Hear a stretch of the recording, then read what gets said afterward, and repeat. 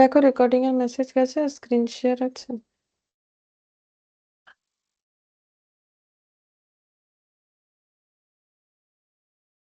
Yes ma'am. अच्छा ठीक है। देखो लास्ट क्लास में जो एस हम लोगों ने स्टार्ट किया था वो तो कंप्लीट कर लिया है। ठीक है, आज हम लोग जो है नया एस पढ़ने वाले हैं, एस 5। ठीक है, तो हेडिंग करो एस 5, जिसका नाम जो है काफी बड़ा है। ठीक है, एस 5।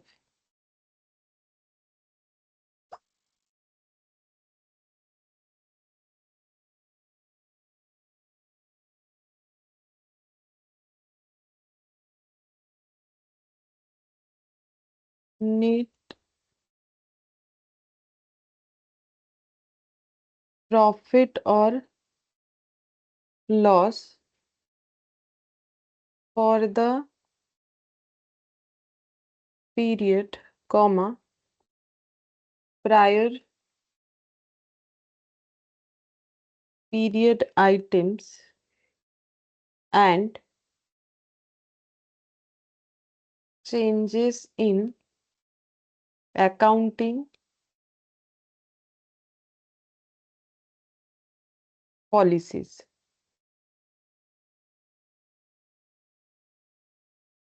ठीक है, देखो नाम यहाँ पर दिखा देते हैं, ये देखो इसमें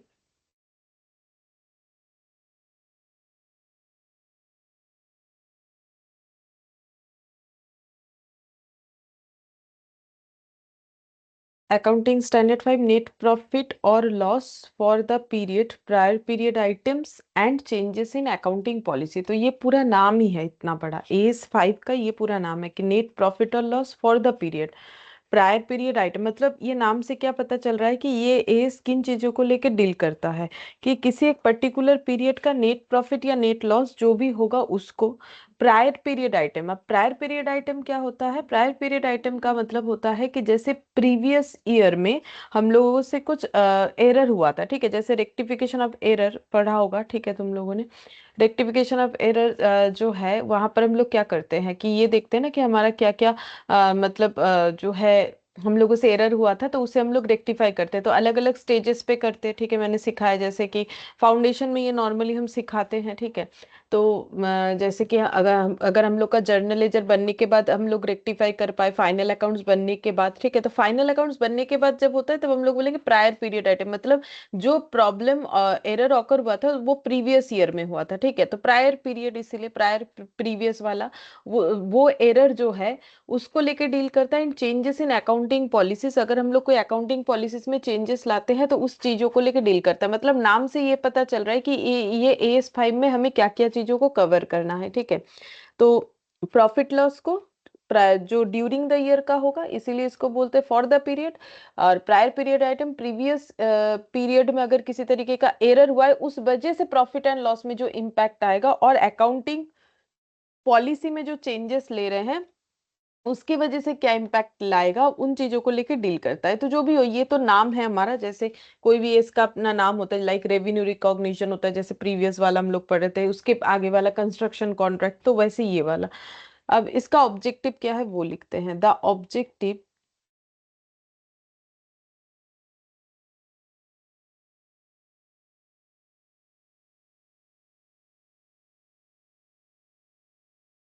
of AS 5 is to prescribe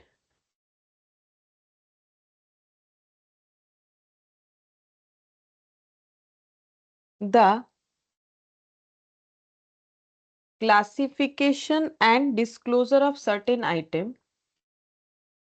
classification, तो जो भी अलग कलर से लिख रहे हैं वो हाईलाइट मोटा मोटी, मतलब समझो कि इंपॉर्टेंट पॉइंट है, मतलब याद रखने वाला। Disclosure of certain items in the statement of PL, in the statement of PL so that all enterprises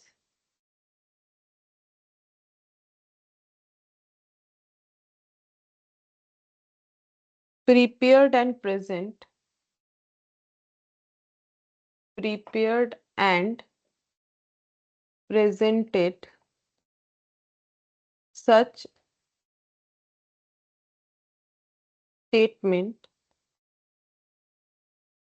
on a uniform basis,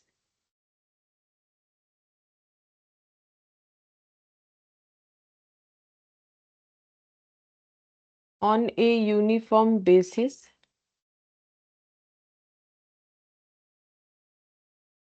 This is, this is does not deal with the tax implications.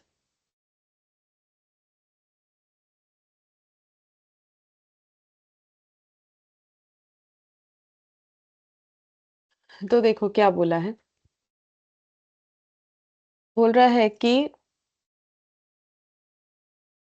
The objective of AS5 का objective क्या है, is to prescribe the classification and disclosure of certain item. तो mainly ये AS5 किस चीज को लेके deal करता है कि कुछ सर्टेन आइटम्स को किस तरीके से हम लोग क्लासिफाई करें और कैसे उसको डिस्क्लोज करें। कहाँ डिस्क्लोज और क्लासिफाई करना है, स्टेटमेंट ऑफ PL में, मतलब हम लोग जो प्रॉफिट एंड लॉस अकाउंट बनाते हैं वहां पर कैसे क्लासिफाई होगा। तो बेसिकली देखो ये कंपनी के लिए बोल रहा है, मतलब कंपनी का जो स्टेटमेंट ऑफ PL होता है, so that all enterprise prepared and presented such statement on a uniform basis. मतलब ये AS5 सभी को, सारे एंटरप्राइज को जो है फॉलो करना पड़ेगा। मतलब सभी को अपने सर्टेन आइटम को किस तरीके से क्लासिफाई करना है, डिस्क्लोज करना है अपनी स्टेटमेंट ऑफ PL में, वो AS5 बताता है। और ये AS5 जैसा बताता है सारे एंटरप्राइज को, उसी तरीके से अपना स्टेटमेंट, मतलब प्रॉफिट एंड लॉस स्टेटमेंट को प्रिपेयर और प्रेजेंट करना पड़ता है, ताकि सभी का एक ही जैसा हो, यूनिफॉर्म हो। तो देखो मेनली एएस का तो वही रीजन होता है ना, एएस एक रूल्स रेगुलेशन है जो सभी इंटरप्राइज को फॉलो करना पड़ता है, ठीक है। जैसे कंपनी हो गया, नॉन कंपनी, अब किसी के लिए मैंडेटरी होता है, किसी के लिए नहीं होता है, ठीक है। तो अगर सभी एक ही जैसा रूल्स फॉलो करेंगे तभी ना चीज यूनिफॉर्म बनेगा, ठीक है। तो वही बता रहे हैं। तो मेनली काम यही है कि कुछ सर्टेन आइटम्स है जिसको किस तरीके से क्लासिफाई और डिस्क्लोज किया जाएगा, इस बात को लेके एज डील करता है।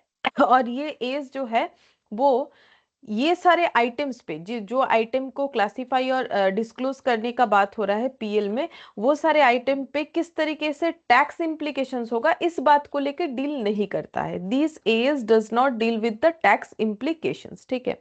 अच्छा, तो सर्टेन आइटम्स क्या क्या है वो देखो, सर्टेन आइटम्स क्या क्या है जिनको किस तरीके से क्लासिफाई और डिस्क्लोज करना है, वो AS5 बताता है। तो सर्टेन आइटम में मेनली है हम लोग का profit and loss from ordinary activity.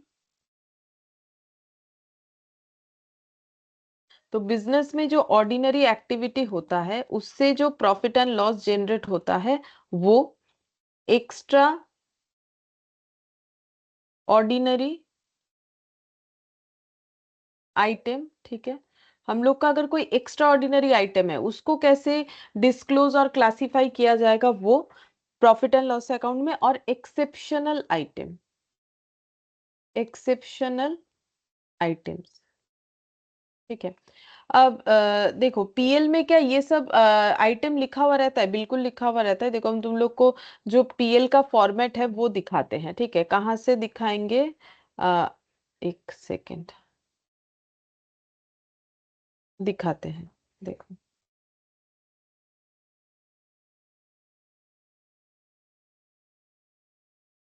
आ, यहाँ पर देखो कंपनी अकाउंट्स में जाके हम तुम लोग को PL का फॉर्मेट दिखाते हैं। आई थिंक इसमें है, जो शेड्यूल 3 के अकॉर्डिंग होता है ना, वो वाला देख, ये चला गया, ये तो बैलेंस शीट आ गया। इसके आगे PL है कि इसके बाद में था, इसके बाद में है फिर, हाँ ये देखो, ये स्टेटमेंट ऑफ पीएल है, ठीक है। ये कैसे बनता है, तुम लोगों ने भी कंपनी अकाउंट्स मैंने करवाया है, ठीक है। वहां पर स्टेटमेंट ऑफ पीएल बनाना सिखाया है, लेकिन वहां इतने सारे चीज नहीं लिखे जाते। मैंने मेनली क्या क्या सिखाया, मतलब हमारे प्रैक्टिकल चैप्टर में जो भी है, जैसे कि revenue from operation, other income, तो टोटल इनकम, ठीक है। फिर उसके बाद एक्सपेंसेस मैंने तुम लोग को कैसे सिखाया, सीपीसी ईएफ डीओ करके मैंने सिखाया कि ये इसको कैसे याद रखना है। तो टोटल इनकम से टोटल एक्सपेंस लेस कर देते हो तो क्या मिल जाता है, प्रॉफिट बिफोर टैक्स मिल जाता है, ठीक है। तो हम लोग नॉर्मली इस तरीके से करते हैं, लेकिन देखो यहाँ कैसे लिखा हुआ है, यहाँ लिखा हुआ है profit before exceptional and extraordinary item. तो इसका मतलब पहले हमें प्रॉफिट जो निकलता है, फर्स्ट जब हम लोग इनकम और एक्सपेंसेस को लेस कर रहे हैं, तो हम लोग जो इनकम या एक्सपेंसेस के थ्रू से प्रॉफिट को निकालते हैं, मतलब जो इनकम और एक्सपेंसेस रिकॉर्ड करते हैं और उससे प्रॉफिट निकालते हैं, वो होता है प्रॉफिट बिफोर एक्सेप्शनल और एक्स्ट्राऑर्डिनरी आइटम। मतलब किसी तरीके का एक्सेप्शनल और एक्स्ट्राऑर्डिनरी आइटम को इंक्लूड किए बिना जो प्रॉफिट आए, उसके बाद एक्सेप्शनल आइटम को माइनस करते हैं तो आ जाता है प्रॉफिट बिफोर एक्स्ट्राऑर्डिनरी आइटम, फिर एक्स्ट्राऑर्डिनरी आइटम को लेस करते हैं तो आ जाता है प्रॉफिट बिफोर टैक्स। क्योंकि देखो मेरा पहले आया था प्रॉफिट बिफोर एक्सेप्शनल और एक्स्ट्राऑर्डिनरी, एक्सेप्शनल हट गया तो बचा एक्स्ट्राऑर्डिनरी, एक्स्ट्राऑर्डिनरी भी हट गया तो प्रॉफिट बिफोर टैक्स आ गया, ठीक है। तो देखो यहाँ पर ये जो डिस्क्लोज करना पड़ेगा ना, वैसे देखो हमारे क्वेश्चंस जो थे कंपनी अकाउंट्स में, वहां पर हमारा उतना एक्सेप्शनल एक्स्ट्राऑर्डिनरी आइटम आता नहीं है, तो हम लोग डील नहीं करते नॉर्मली, हमारा वो टैक्स वगैरह आ जाता है, क्वेश्चन कंप्लीट हो जाता है। तो लेकिन यहाँ पर देखो डिस्क्लोज करना पड़ता है ना, अगर एक्सेप्शनल आइटम है या एक्स्ट्राऑर्डिनरी आइटम है तो हमें दिखाना पड़ता है, ठीक है। तो AS5 की वजह से ही दिखाना पड़ता है, ये जो दिखाना पड़ता है ना, ये AS5 की वजह से दिखाना पड़ता है, ये जो हम लोग अभी यहाँ पर पढ़ रहे हैं, ये देखो। कहाँ चला गया मेरा, यहाँ से दिखाते हैं। तो ये देखो, तो ये जो क्लासिफाई करना है ना, तो देखो एक्स्ट्राऑर्डिनरी या फिर एक्सेप्शनल आइटम को हमें पीएल में क्या करना है, डिस्क्लोज करना है। तो डिस्क्लोजर तो तुम लोग को दिख रहा होगा, ये देखो डिस्क्लोज करना पड़ रहा है ना, बताना पड़ रहा है, ठीक है। अब क्लासिफाई मतलब हमें यहाँ पर जब पीएल प्रिपेयर करना है तो हमें क्लासिफाई करके दिखाना है कि कौन सा एक्सेप्शनल आइटम है, कौन सा एक्स्ट्राऑर्डिनरी आइटम है, कौन सा जो है ऑर्डिनरी आइटम है, ठीक है। ऑर्डिनरी आइटम का मतलब ये ऊपर जो भी है ऑर्डिनरी आइटम, ठीक है। तो वही चीज, तो ये देखो सर्टेन आइटम जो जिसको डिस्क्राइब डिस्क्लोज और जिसे हमें क्लासिफाई करना है, उसके अंडर आ जाएगा पीएल फ्रॉम ऑर्डिनरी एक्टिविटी। मतलब ऑर्डिनरी एक्टिविटी यानी ऊपर के जो भी दिख रहा है, ऑर्डिनरी एक्टिविटी से जो भी प्रॉफिट जनरेट हो रहा है या लॉस, एक्स्ट्रा ऑर्डिनरी आइटम और एक्सेप्शनल आइटम, ठीक है। जिसमें से एक्सेप्शनल आइटम का अगर बात करें इसमें लिखेंगे this is not given as per AS 5, but we are using it just for understanding purpose। मतलब एक्सेप्शनल आइटम को बहुत मतलब डीप, मतलब AS5 में उसको कुछ स्पेसिफिकली नहीं बताया है, ठीक है। लेकिन अंडरस्ट मतलब इसका डेफिनेशन अगर बोलो कि भाई ये क्या होता है नहीं होता है, लेकिन ये दोनों को AS5 ने बहुत अच्छे तरीके से बता रखा है, ठीक है। लेकिन ये जो है ये हमें उस तरीके से नहीं दिया हुआ है, लेकिन हम लोग अंडरस्टैंडिंग पर्पस के लिए पढ़ लेंगे कि एक्सेप्शनल आइटम क्या होता है, ताकि हम लोग जो है क्वेश्चन सॉल्व कर पाए, ठीक है। बाकी देखो ट्रीटमेंट तो एक्स्ट्राऑर्डिनरी आइटम, एक्सेप्शनल और ऑर्डिनरी एक्टिविटी से होने वाले जो भी प्रॉफिट एंड लॉस है, सभी का एक ही होना है। क्या होना है कि डिस्क्लोज करना पड़ेगा और क्लासिफाई करना पड़ेगा, ठीक है। अब जैसे कि देखो, अब ये जरूरत क्यों पड़ा कि हमें ऑर्डिनरी एक्टिविटी से प्रॉफिट को बताना है अलग से, एक्सेप्शनल आइटम से हुए प्रॉफिट को अलग से बताना है, एक्स्ट्रा ऑर्डिनरी आइटम से हुए प्रॉफिट को अलग से बताना है, इसका जरूरत क्या है। तो मान लो हम लोग एक पीएल, हमारा ये पीएल दिख रहा है, ठीक है, जिसमें मान लो प्रॉफिट दिख रहा है, नेट प्रॉफिट। सपोज करो कि 5 करोड़, ठीक है। तो फिर कोई भी देखेगा तो लगेगा बहुत अच्छा ऑर्गेनाइजेशन है या एंटिटी है या कंपनी है कि इसका प्रॉफिट 5 करोड़ है। लेकिन प्रॉफिट कैसे जनरेट हुआ? क्या ये बिजनेस का मेन इनकम से जनरेट हुआ, या फिर कंपनी ने कोई लॉटरी जीता था, ठीक है, मतलब ऑर्गेनाइजेशन का कोई लॉटरी लगा था, उससे अच्छा खासा इनकम हुआ जो हम लोग इधर दिखा रहे हैं? क्योंकि हम लोग तो अपने पीएल में दिखाते हैं ना, जो हमारा ऑर्डिनरी एक्टिविटी से इनकम नहीं है वो भी तो हम लोग अपने पीएल में दिखाते हैं। जैसे कि मान लो अगर हम सोल प्रोप्राइटर का एग्जांपल दें, जैसे इंटरेस्ट ऑन इन्वेस्टमेंट, ठीक है, डिविडेंड फ्रॉम शेयर्स, ठीक है, तो ये सब क्या है? ये सब मेरा जो है डायरेक्ट इनकम तो है नहीं। देखो, जो डायरेक्ट इनकम होता है वो ट्रेडिंग में सेल बोल के होता है। यहाँ पर अगर पूछोगे तो ये डायरेक्ट इनकम है। रेवेन्यू, रेवेन्यू फ्रॉम ऑपरेशन मतलब जो बिजनेस करते हैं, जो भी बिजनेस मेरा कोर एक्टिविटी है उससे आने वाला इनकम। और यहाँ पर जो देख रहे हो अदर इनकम, अदर इनकम मतलब वो जो तुम लोग पीएल के बाई साइड में लिखते हो। अदर इनकम मतलब जो मेरा मेन बिजनेस एक्टिविटी से नहीं आ रहा है, दूसरे किसी तरीके से आ रहा है, उसको बोलते हैं अदर इनकम, ठीक है।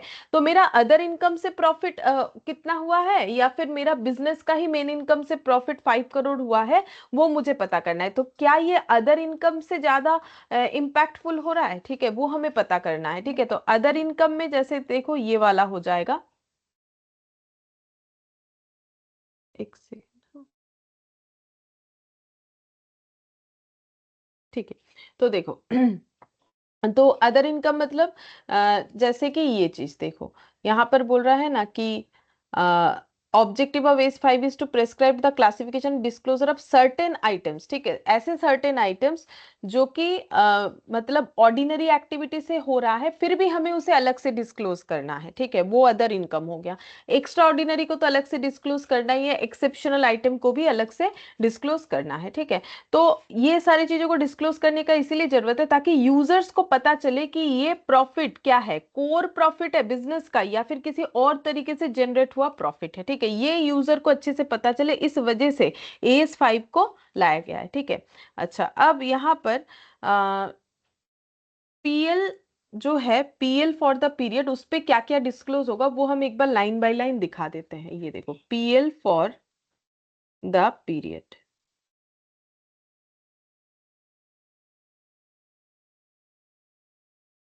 Ordinary item,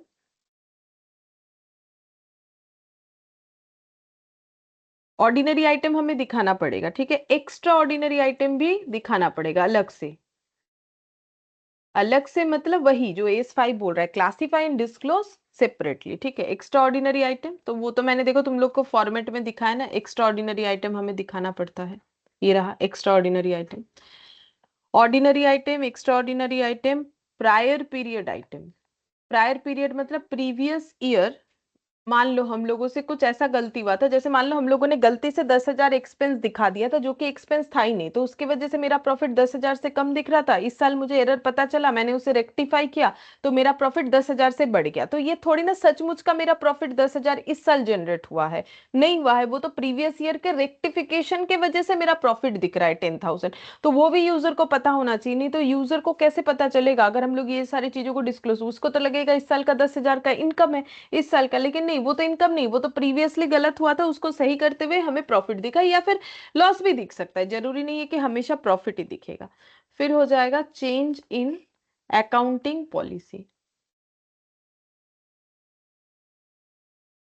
change in accounting policy और चेंज इन अकाउंटिंग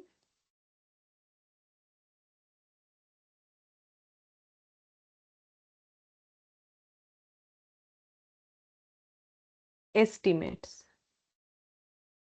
और साथ ही साथ हमें ये दो चीजों को भी समझना है यहाँ पर कि अकाउंटिंग पॉलिसी या अकाउंटिंग एस्टिमेशन में अगर कोई चेंज आ रहा है उसके वजह से हमारा पीएल में क्या चेंजेस आ रहा है वो भी हमें समझना है, ठीक है। तो PL for the period, ordinary item, extra ordinary, prior period item. देखो प्रायर पीरियड भी शायद यहाँ लिखा हुआ होगा, चलो दिखा देते हैं अगर मिल जाए तो। ये देखो, profit and loss for the period from continuing operation, ठीक है। और ये कंटिन्यूइंग डिसकंटिन्यूइंग है, प्रायर पीरियड आइटम यहाँ दिया नहीं है बट देता है, ठीक है। तो इस फॉर्मेट के अंदर है नहीं बट वहां भी रहता है, प्रायर पीरियड आइटम की वजह से अगर मेरा कुछ प्रॉफिट में इंपैक्ट आया तो वो भी, ठीक है। तो ये सारी चीजों को हमें यहाँ पर देखना पड़ेगा। अच्छा चलो, अब नेक्स्ट हम लोग यहाँ पर लिखते हैं सबसे पहले देखो ऑर्डिनरी आइटम तो हमें पता ही होता है। ऑर्डिनरी आइटम मतलब जो नॉर्मल बिजनेस का एक्टिविटी होता है उससे जो भी प्रॉफिट या लॉस जनरेट होता है, हमें सेपरेटली पढ़ लेना चाहिए extra ordinary item. Extra ordinary item क्या होता है?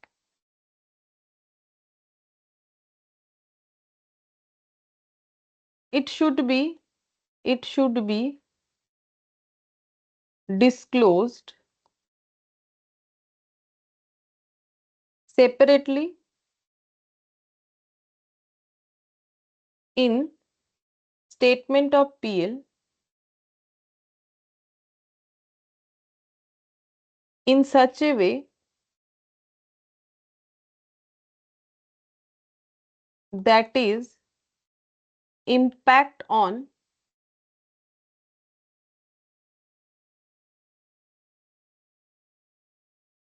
current PL can be perceived। ठीक है, तो यहाँ पर बोल रहा है एक्स्ट्रा ऑर्डिनरी आइटम का मतलब क्या हो गया, बोल रहा है एक्स्ट्रा ऑर्डिनरी आइटम को हमें डिस्क्लोज करना है। किस तरीके से बोल रहा है? एक्स्ट्रा ऑर्डिनरी आइटम को हमें डिस्क्लोज करना है सेपरेटली। तो वो तो S5 बोल ही रहा है हमारे पीएल में, जो कि मैंने फॉर्मेट में भी तुम लोग को दिखाया कि पीएल में हमारा एक्स्ट्रा ऑर्डिनरी आइटम अलग से दिखाया जा रहा है। लेकिन इस तरीके से दिखाना है कि ये एक्स्ट्रा ऑर्डिनरी आइटम की वजह से हमारे पीएल में जो भी इम्पैक्ट आया है, ठीक है, उसको हम लोग परसिप्ट कर सके। ठीक है, अच्छा, मतलब परसिप्ट करने का मतलब हमें समझ में आए, मतलब कुछ छुपाना नहीं है। ठीक है, मतलब कुछ हाइड करके नहीं करना है, सीधा सीधा दिखाना है कि भाई ये मेरा एक्स्ट्रा ऑर्डिनरी आइटम है। ठीक है, ताकि हमें अंडरस्टैंडिंग हो कि ये एक्स्ट्रा ऑर्डिनरी आइटम के वजह से ये प्रॉफिट या लॉस हुआ, ये कोई बिजनेस का डे टू डे के इनकम या एक्सपेंसेस के वजह से प्रॉफिट या लॉस जनरेट नहीं हुआ है। ठीक है, अच्छा, अब चलो कुछ एग्जाम्पल्स ले लेते हैं यहाँ पर। एग्जाम्पल 1, ठीक है, मान लो कि राइट डाउन किया है हम लोगों ने of inventories. Write down of inventories और reversal of such write down. ठीक है, तो अगर हम लोगों ने अपने इन्वेंट्री का वैल्यू राइट डाउन किया या फिर रिवर्सल किया राइट डाउन को, ठीक है, तो फिर इस चीज को हमें डिस्क्लोज करना चाहिए। ठीक है, तो अब देखो यहाँ पर जैसे कि इसको समझाते हैं कैसे होता है। जैसे मान लो कि हमारा इन्वेंट्री जो है उसका कॉस्ट है 100 रुपीज, ठीक है, और उसका नेट रियलाइजेबल वैल्यू है मान लो 90। तो एस टू मैंने पढ़ा दिया है। ठीक है, तो अकॉर्डिंग टू एस टू हमें क्या बोलता है कि कॉस्ट और NRV which ever is lower में रिकॉर्ड होना चाहिए। कॉस्ट और NRV which ever is lower, which ever is lower, ठीक है, उस पे रिकॉर्ड होना चाहिए। तो फिर हमारा इन्वेंट्री कितने पे रिकॉर्ड होगा? 90 पे रिकॉर्ड होगा। ठीक है, तो हम लोगों ने अपने इन्वेंट्री का वैल्यू जो खरीदा था या फिर हमारा कॉस्ट पढ़ा था, अगर हम लोग मैन्युफैक्चरर है तो हम लोगों ने बनाया था। ठीक है, और अगर हम लोग ट्रेडर है तो खरीदा था, तो हमारा 100 रुपए का लागत हुआ था। ठीक है, जिसको हम लोगों ने 90 मतलब 10 रुपीज से क्या कर दिया है, हम लोगों ने 10 रुपीज से उसे कम कर दिया है। ठीक है, तो राइट डाउन ऑफ इन्वेंट्री। तो ये मेरा क्या है, ये मेरा देखो, ये हम एग्जाम्पल दे रहे हैं, तुम लोग को ये समझना है कि ये एक्स्ट्रा ऑर्डिनरी होगा कि एक्सेप्शनल। जैसे मैंने बोला है कि एक्सेप्शनल को बहुत अच्छे तरीके से एस5 में कुछ नहीं बताया। ठीक है, एक्स्ट्रा ऑर्डिनरी और एक्सेप्शनल में बहुत ज्यादा कुछ फर्क नहीं होता है, थोड़ा ही फर्क होता है। तो वो फर्क हम समझा देंगे, लेकिन उसको एग्जाम्पल से समझेंगे। पहले हम लोग थोड़ा एग्जाम्पल देख लेते हैं, जैसे ये वाला चीज। ठीक है, तो ये मेरा क्या होना चाहिए, अगर ऐसा कुछ है तो मुझे एस5 बोल रहा है कि इस चीज को सेपरेटली डिस्क्लोज करना चाहिए। अब क्यों डिस्क्लोज करेंगे, तो ये या तो मेरा एक्स्ट्रा ऑर्डिनरी आइटम होगा। देखो ये जो यहाँ पर मैंने इतने सारे पॉइंट्स लिखे, जिसमें से ये ना तो कोई चेंज इन अकाउंटिंग पॉलिसी का एग्जांपल है, ना तो ये चेंज इन अकाउंटिंग एस्टिमेट का है, ना तो ये प्रायर पीरियड आइटम है, कोई एरर नहीं है, ना तो ये ऑर्डिनरी आइटम है। मतलब अब ये समझना है कि ये एक्स्ट्रा ऑर्डिनरी है कि एक्सेप्शनल है। ठीक है, तो रिवर्सल ऑफ इन्वेंट्री या फिर इन्वेंट्री का वैल्यू राइट डाउन जो हो रहा है, ठीक है, वो मेरा कैसा आइटम है। ठीक है, मैंने वैसे तो एक्स्ट्रा ऑर्डिनरी के नीचे ही लिखा है, लेकिन हम लोग इसको और भी थोड़े से अच्छे से पढ़ेंगे। चलो और एक एग्जाम्पल देख लेते हैं। Disposal of item of fixed asset और लॉन्ग टर्म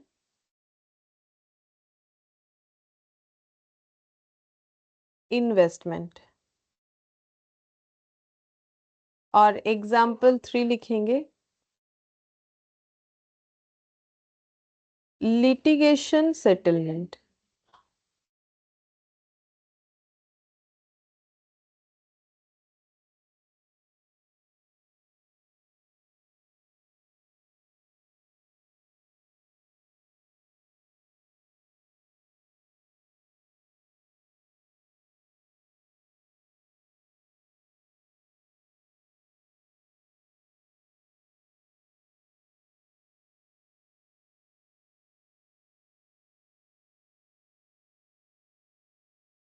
रेट्रोस्पेक्टिव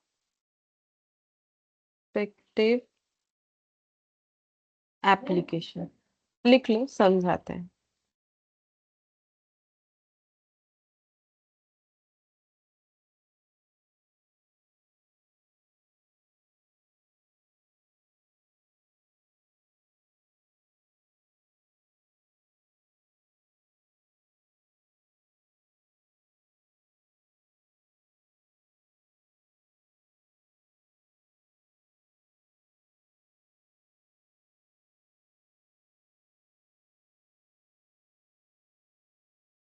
तो देखो, बोल रहा है कि disposal of item of fixed asset और लॉन्ग टर्म इन्वेस्टमेंट। जैसे मान लो किसी ऑर्गेनाइजेशन ने अपना कोई फिक्स्ड एसेट बेच दिया या कोई लॉन्ग टर्म इन्वेस्टमेंट बेच दिया, तो वो भी तो उसको दिखाएगा, पीएल में अदर इनकम में दिखाएगा। ठीक है, लेकिन इस चीज को हमें सेपरेटली बताना है, क्योंकि ये हमारे ऑर्डिनरी बिजनेस इनकम से नहीं आ रहा है। ठीक है, फिर है लिटिगेशन सेटलमेंट। मतलब मान लो कि बिजनेस कर रहे हैं, तो देखो केस वगैरह, कोर्ट केस चलता रहता है। तो किसी कारण से हमारे साथ किसी का कोर्ट केस चल रहा था और हमें बाद में क्या करना पड़ा, सेटलमेंट के लिए पेमेंट वगैरह करना पड़ा। ठीक है, तो उसे बोलते हैं लिटिगेशन सेटलमेंट। और है कि legislative charges having retrospective applications. मतलब मान लो कि किसी तरीके का लॉ में चेंजेस आ गया और वो चेंजेस का इम्पैक्ट हमें रेट्रोस्पेक्टिवली देना है। रेट्रोस्पेक्टिवली देने का मतलब है कि जैसे मान लो कि चेंजेस आज आया है, लेकिन इसका इम्पैक्ट बोल रहा है कि 1 अप्रैल 2014 से दो। ठीक है, तो मतलब इस ये रेट्रोस्पेक्टिव का मतलब ये होता है कि चेंजेस का इम्पैक्ट जब से चेंज आया तब से नहीं, उसके प्रीवियस जो टाइम बता दिया गया है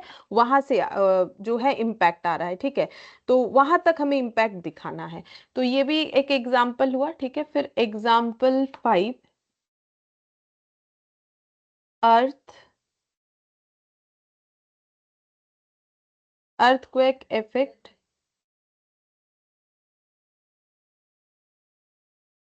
अटैचमेंट ऑफ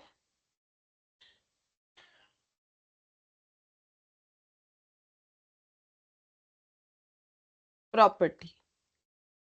ठीक है, तो अगर अर्थक्वेक की वजह से हमारा कोई लॉस हो गया, जैसे जहां अर्थक्वेक हुआ वहां पर हमारा फैक्ट्री था, उसमें इंपैक्ट आ गया या कुछ भी। ठीक है, तो उसकी वजह से जो लॉस हुआ वो अगर हम लोग अपने पीएल में दिखा रहे, जो कि दिखाना पड़ेगा। ठीक है, तो फिर वो हमारा मतलब उसे सेपरेटली डिस्क्लोज करना पड़ेगा। अगर हमारा प्रॉपर्टी अटैचमेंट, मतलब अटैचमेंट ऑफ प्रॉपर्टी का मतलब होता है कि प्रॉपर्टी को क्या बोले, मैंने যেটাকে বাংলাতে বলে বাজেয়াপ্ত করা, मतलब सील कर दिया है। ठीक है, मतलब मान लो कि जैसे ताला लग जाना होता है ना, कि हम मतलब कुछ ऐसा कानूनी कार्रवाई हुआ जिसकी वजह से हमारे प्रॉपर्टी जो है ले लिए गए। ठीक है, तो वो उसको बोलते हैं अटैचमेंट ऑफ प्रॉपर्टी। तो इस तरीके का कोई चीज होता है तो हमें क्या करना पड़ता है, उसे डिस्क्लोज करना पड़ेगा। ठीक है, अब बात ये है कि ये हमारे कौन से आइटम में आता है। तो देखो, वैसे तो मैंने जैसे पहले बोला है कि AS5 हमें एक्सेप्शनल आइटम के बारे में कुछ नहीं बताता है, लेकिन फिर भी अगर हमें समझना है तो हम लोग इतना बोल सकते हैं कि ये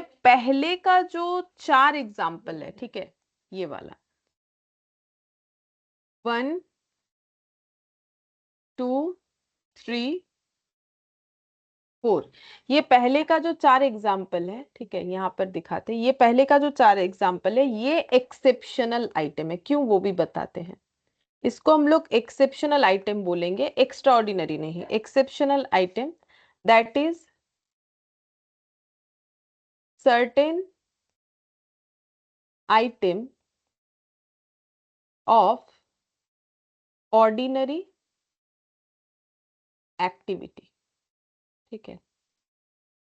तो ऑर्डिनरी एक्टिविटी से होने वाला सर्टेन आइटम्स जिसको बोलते हैं एक्सेप्शनल आइटम। जैसे कि अगर देखो कि इन्वेंट्री का वैल्यू को चेंज करना, मतलब उसका वैल्यू में कम होना, उसका वैल्यू कम होना या ज्यादा होना, जो भी हो रहा है, ये हमारा एक ऑर्डिनरी एक्टिविटी है। देखो बिजनेस है तो इन्वेंट्री स्टॉक होगा, इन मतलब स्टॉक या इन्वेंट्री रहेगा, और उसमें कॉस्ट एनआरवी, उसमें एस टू भी लगेगा, लगने पे हमारा वैल्यूएशन कम ज्यादा हो ही सकता है, ठीक है। तो ये हम लोग का क्या हो गया, ऑर्डिनरी एक्टिविटी है, क्योंकि ये बिजनेस में होना बड़ा ही नॉर्मल बात है, लेकिन ये एक्सेप्शनल आइटम है। मतलब ये कोई डे टू डे का जो हमारा मतलब इससे होने वाला लॉस या प्रॉफिट जो भी है, ये डे टू डे बेसिस पे नहीं होता है, ठीक है।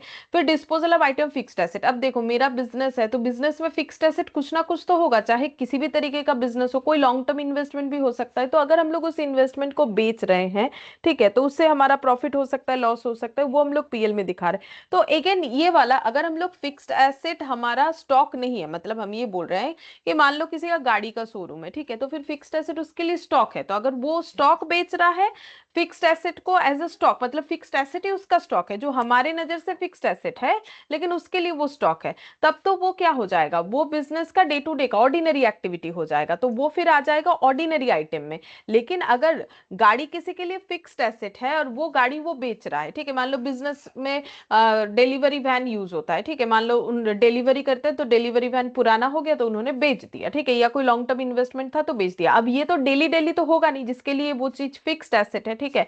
तो फिर ये क्या हो गया, लेकिन बिजनेस में ये हो ही सकता है, अगर बिजनेस कर रहे हो तो वहां फिक्स्ड एसेट है, लॉन्ग टर्म इन्वेस्टमेंट परचेस कर रखा है तो बेच ही सकते हो।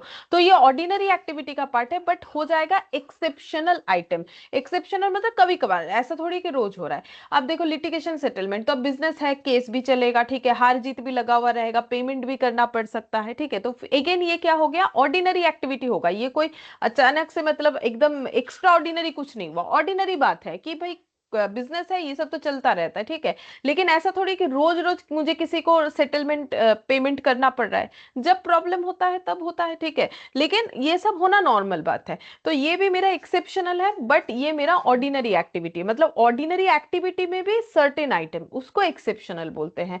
फिर फोर्थ नंबर को भी क्यों बोलेंगे एक्सेप्शनल आइटम, तो यहाँ पर ये वाला क्या था कि जैसे कोई लॉ में चेंजेस आ गया, ठीक है, तो वो सब तो आते रहता है, तो बिजनेस में वो सब एप्लीकेशंस होते रहता है। अब लॉ बोलेगा रेट्रोस्पेक्टिवली तो वैसे लगा देंगे जैसे बोलेगा, ठीक है। तो जो चेंजेस होगा उसका अप्लाई करने से हमारा प्रॉफिट या लॉस हो सकता है, मतलब हमारे, जैसे मान लो हम लोग पहले किसी और तरीके से वैल्यूएशन करते थे हमारी इन्वेंट्री का, अभी लॉ चेंज होने की वजह से किसी और तरीके से कर रहे हैं, ठीक है, तो उसके वजह से हमारे स्टॉक में वैल्यूएशन कम ज्यादा होने की वजह से प्रॉफिट या लॉस जनरेट हो सकता है, ठीक है। तो फिर वो भी मेरा क्या हो जाएगा, ऑर्डिनरी एक्टिविटी है लेकिन एक्सेप्शनल आइटम। लेकिन ये बाकी जो फिफ्थ और सिक्स्थ नंबर वाला है, ठीक है, फिफ्थ और सिक्स्थ नंबर वाला, अर्थक्वेक मतलब भूकंप आना और अटैचमेंट ऑफ प्रॉपर्टी, ये कोई हम लोग ऐसा नहीं बोल सकते हैं कि ये हम लोग का ऑर्डिनरी एक्टिविटी है, ठीक है। रोज रोज कोई भूकंप आता नहीं है, रोज रोज ऐसा कोई केस होता भी नहीं है कि जिसमें हमारा प्रॉपर्टी वगैरह जो है मतलब ले लिया जाए, ठीक है। तो ये जो है इसको हम लोग बोलेंगे एक्स्ट्रा ऑर्डिनरी, ये दोनों जो है ना इसको हम लोग बोलेंगे एक्स्ट्रा ऑर्डिनरी आइटम, ठीक है। तो इसका कोई लिस्ट वैसे हम लोग दे नहीं सकते, पढ़ के समझना पड़ता है, ठीक है। तो इसको हम लोग बोलेंगे एक्स्ट्रा ऑर्डिनरी आइटम, जो कि देखो नॉर्मल बात है, जो ऑर्डिनरी एक्टिविटी से जनरेट नहीं होगा, क्योंकि देखो भूकंप आना ये सब कोई नॉर्मल बात थोड़ी है कि रोज रोज होता होगा, ठीक है, कि ये बिजनेस का नॉर्मल बात है, भूकंप तो आ ही सकता है। नहीं, हम लोग ये बोल सकते हैं कि भाई लॉ का एप्लीकेशन बिजनेस में प्रॉफिट लॉस जो है कम ज्यादा कर सकता है, वो तो ठीक है, देखो लॉ चेंजेस हो ही सकता है, नॉर्मल बात है। फिर जो है हमारा ऐसा कोई कोर्ट केस चल ही सकता है जिसपे हमारा जो है पेमेंट करना पड़े या हमें पेमेंट मिले, प्रॉफिट लॉस जो भी। हम लोग अपना एसेट वगैरह बेच ही सकते हैं, ठीक है, पुराना हो गया नया खरीदना है, लॉन्ग टर्म इन्वेस्टमेंट बेच सकते हैं हम लोग, अपने इन्वेंट्री का वैल्यूएशन कर सकते हैं, ठीक है, ये सब नॉर्मल बात हो गया। तो ये हो गया मेरा एक्सेप्शनल और जो है एक्स्ट्रा ऑर्डिनरी में डिफरेंस। और ऑर्डिनरी का मतलब तो जो बिजनेस का डे टू डे का एक्टिविटी है, ठीक है। अब नेक्स्ट हम लोग पढ़ेंगे prior period item. Prior period item क्या होता है? तो प्रायर पीरियड आइटम मैंने वैसे थोड़ा सा बताया कि जैसे हम लोगों से कोई एरर हो गया है प्रीवियसली, फिर उसको जब हम लोग रेक्टिफाई करते हैं तो वो prior period item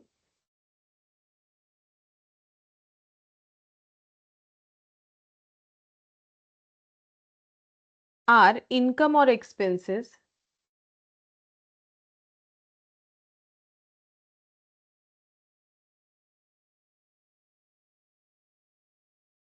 which arise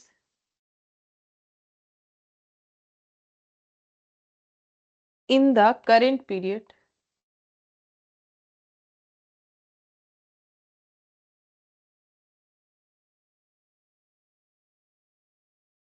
as a result of error or omission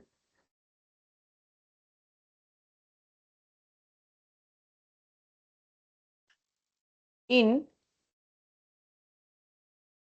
the preparation of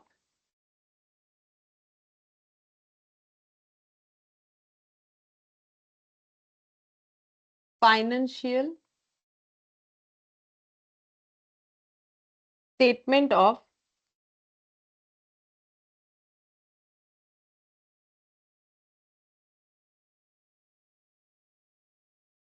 one or more prior periods.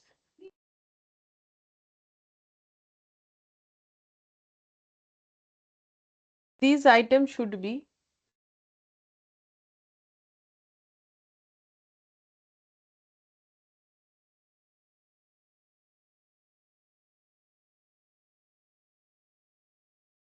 disclosed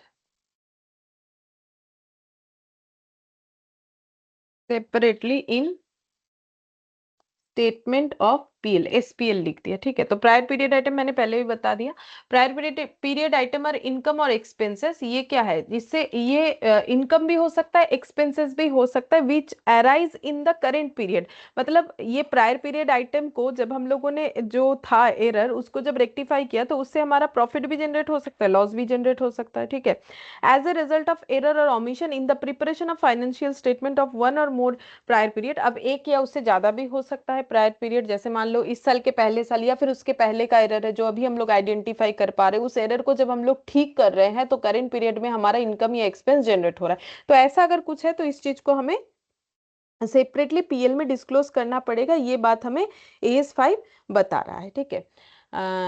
अच्छा, इसके बाद थोड़ा सा एक लाइन और जोड़ना है। इन सच ए वे that their impact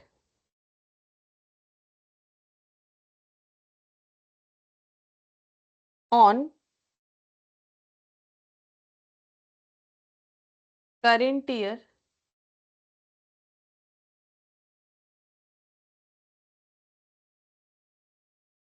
PL can be perceived। तो सेपरेटली इस तरीके से डिस्क्लोज करना पड़ेगा कि इसका इम्पैक्ट करेंट ईयर में कैसे पड़ रहा है, वो हम लोग मतलब यूजर जब देखे तो यूजर को एकदम क्लियरली दिखे, ठीक है। उसे समझ में आ जाए कि हाँ, ये प्रायर पीरियड आइटम के वजह से ये प्रॉफिट दिख रहा है या लॉस दिख रहा है, ये कोई बिजनेस इनकम से प्रॉफिट नहीं हुआ है या बिजनेस में किसी तरीके का लॉस नहीं हुआ है, ये तो एरर को रेक्टिफाई करने के बाद ये सिचुएशन क्रिएट हुआ है। अब वो देखो, प्रॉफिट भी हो सकता है, लॉस भी हो सकता है, क्या हो रहा है रेक्टिफिकेशन, क्या मतलब क्या हम लोगों ने एरर किया था उसके ऊपर डिपेंड करता है। अच्छा, अब नेक्स्ट हम लोग पढ़ेंगे प्रायर पीरियड आइटम के बाद।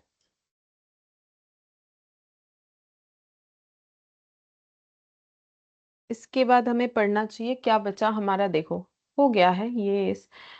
एक्स्ट्रा ऑर्डिनरी आइटम पढ़ लिया, प्रायर पीरियड। अब चेंज इन अकाउंटिंग एस्टिमेट्स और चेंज इन अकाउंटिंग पॉलिसीज, ठीक है। तो change in accounting estimates, change in accounting estimates. तो अकाउंटिंग एस्टिमेट्स में अगर कोई चेंजेस आ रहा है तो देखो ये चीज फाउंडेशन में पढ़ा है, ठीक है, या फिर अगर डिप्रिशिएशन किया हुआ है मेरे पास तो भी काम होगा, ठीक है, मतलब तब भी समझ पाओगे कि हम क्या बोलना चाह रहे हैं अगर फाउंडेशन नहीं भी किया हुआ है, ठीक है। तो देखो चेंजेस इन अकाउंटिंग एस्टिमेट, जैसे एक टॉपिक होता था डिप्रिशिएशन में कि पहले एक मशीन खरीदा गया जिसका लाइफ 10 ईयर्स मान रहे थे, फिर उसके बाद 4 साल तक किसी बेसिस पे डिप्रिशिएशन चार्ज किया, फिर आफ्टर 4th ईयर इन्हें लगा कि नहीं मशीन का लाइफ जो है जो 6 ईयर्स होना चाहिए, जैसे कोई मशीन का लाइफ मैंने 10 साल सोचा, 4 साल यूज किया तो बचा हुआ लाइफ 6 होना चाहिए, बट अब मुझे लग रहा है कि नहीं ये मशीन मेरे लिए अब और 3 साल ही चल सकता है, तो एस्टिमेशन में चेंज हो गया क्योंकि मशीन के लाइफ का जो हम लोग मतलब डेटा लेते हैं 10 ईयर्स, ये सब तो एस्टिमेटेड होता है ना, तो अगर अकाउंटिंग एस्टिमेट चेंज हुआ तो फिर मेरा डिप्रिशिएशन भी चेंज होगा। पहले मान लेते हैं 1 लाख था ऐसे, अगर स्क्रैप वैल्यू 0 था तो अगर 10 ईयर्स का मेरा एस्टिमेशन था तो उस केस में अगर एसएलएम चार्ज करे तो 10,000 करके डिप्रिशिएशन चल रहा था, ठीक है। तो फिर उसके जगह ये डिप्रिशिएशन जो है जैसे 10 से डिवाइड होके हो रहा था, फिर आगे 4th ईयर के बाद जाके, जैसे 4th ईयर में देखो, जैसे 1 लाख का मशीन हम ये बोल रहे हैं, 10 साल का अगर एस्टिमेट है तो 10,000 करके डिप्रिशिएशन होगा। तो 10,000 करके मान लेते हैं 4 साल हम लोगों ने 40,000 डिप्रिशिएशन लगा दिया और अब एसेट का वैल्यू हो गया है 60,000, ठीक है। अब हम लोग सोच रहे हैं कि ये एसेट जो है अब हमारे पास जैसे कि इसका लाइफ वैसे तो बचा हुआ है 6 साल, लेकिन हमें लग रहा है ये एसेट और 3 साल ही चलेगा, तो हम लोग को क्या करना पड़ेगा अब जो है ये 60,000 को डिवाइडेड बाई 3 करना पड़ेगा। अब हम लोग डिप्रिशिएशन कितना करके चार्ज करेंगे, 20,000, जो पहले 10,000 था वो 20,000 हो गया, तो एस्टिमेट चेंज होने पे हमारा खर्चे में चेंजेस दिख रहा है, डिप्रिशिएशन पहले जो था उससे ज्यादा दिख रहा है। अब देखो कम भी हो सकता है, डिपेंड करता है कि हम लोग एस्टिमेशन क्या कर रहे हैं क्या नहीं कर रहे, तो ये जस्ट एग्जाम्पल था। तो चेंज इन अकाउंटिंग एस्टिमेट्स का मतलब वही होता है, तो उसी को हम लोग लिखेंगे और एक एग्जाम्पल भी कर लेते हैं, लिखो।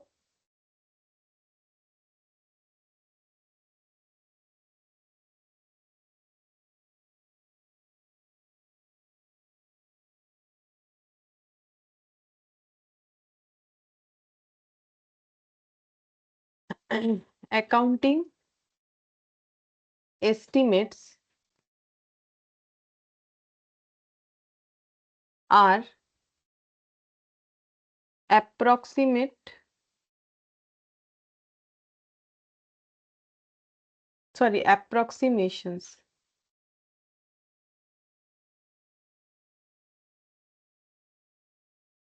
that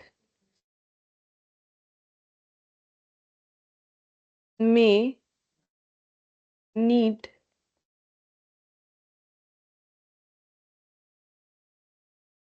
revision as additional informations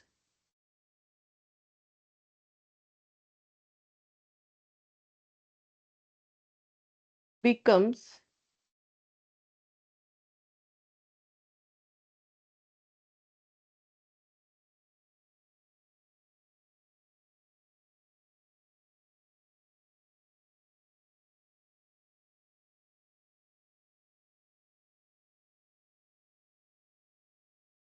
देखो तो क्या लिखा हुआ है,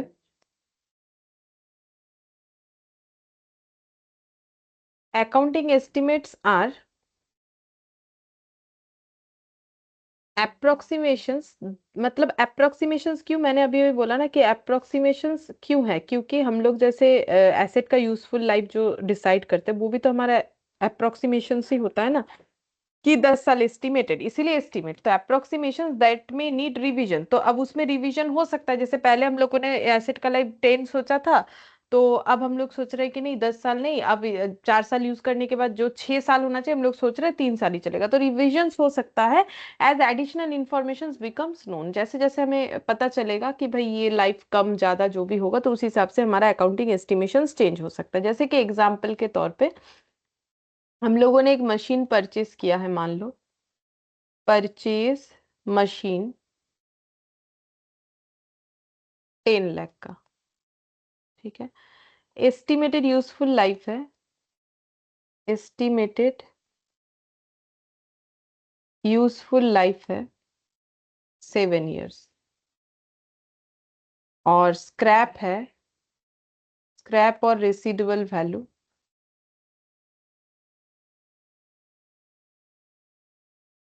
2 लाख।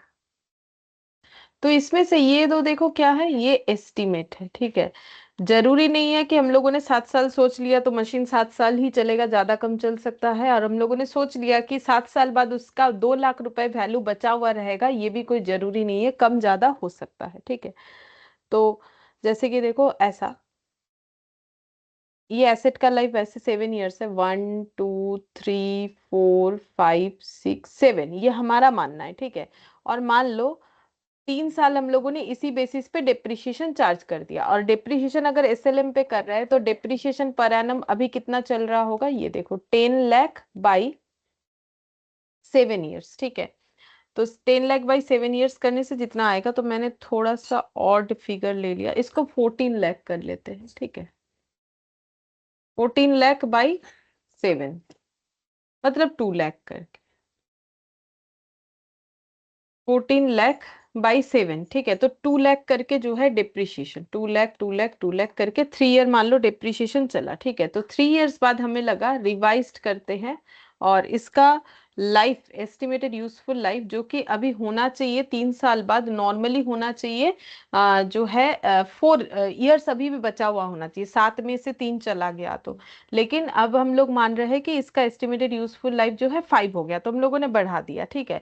तो अब 5 होने का मतलब क्या हो जाएगा, अगर एस्टिमेटेड यूजफुल लाइफ हम लोग 5 मान रहे हैं, तो या फिर ऐसे मान सकते हैं चलो कि ये 7 है। हाँ, अब 5 मान रहे हैं, अच्छा एस्टिमेटेड यूजफुल लाइफ 5 मानने का मतलब ये हो रहा है कि हम लोग मान रहे हैं कि जो 7 साल सोचा था वो 5 हो रहा है, ठीक है। मतलब इसका ये 2 साल कम हो जा रहा है, ठीक है, ऐसे मान रहे हैं कि इसका 2 साल कम हो जा रहा है। जो हम लोगों ने 7 माना था वो भी हम लोग 5 मान रहे हैं, तो हमें उसके हिसाब से डिप्रिशिएशन चार्ज करना होगा। तो नॉर्मली अगर कैलकुलेशंस पूछोगे मेरे से, तो फिर कैलकुलेशन कुछ ऐसा होगा, 2 लाख कम होने के बाद मशीन का वैल्यू हो गया 14 लाख, से 2 कम होने के बाद 12 लाख, फिर 12 लाख से 2 कम होने के बाद 10 लाख, फिर 10 लाख से 2 कम होने के बाद 8 लाख, ठीक है। अब 8 लाख वाला जो मशीन है उस पे अभी हमारा डिप्रिशिएशन कैसे करके जाएगा, और 5, ठीक है। तो वैसे तो देखो यहाँ पर 5 होने से कितना हो जाएगा, डिवाइड कर जितना आएगा, पता नहीं कितना आएगा, 1.6 आएगा आई थिंक, हाँ 1.6 लाख करके आएगा डिप्रिशिएशन, ठीक है। तो इन्होंने जो 7 साल सोचा था वो रिवाइज्ड करके इन्होंने 5 साल कर दिया, ठीक है, इस तरीके से। तो यहाँ पर लिखते हैं, the effect in change in accounting estimate should be included in the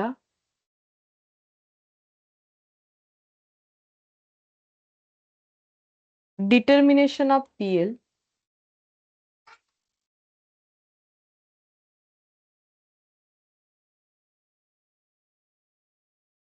in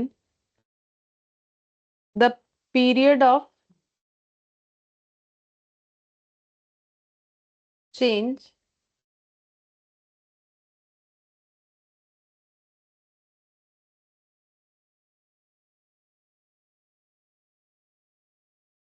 if change affects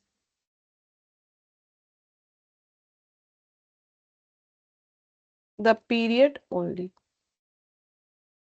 तो यहाँ पर बोला है the effect in change in accounting estimate should be included in the determination of PL.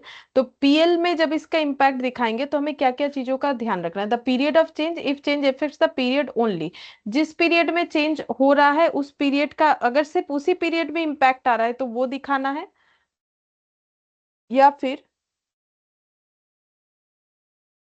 The period of change and future period, अगर future period में भी impact आएगा तो वो भी बताना पड़ेगा, और अगर सिर्फ उसी पीरियड में आएगा तो उसी का बता देंगे।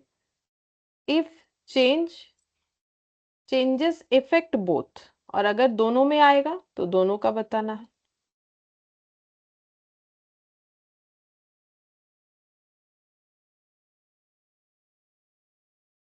The nature and amount of change in accounting estimate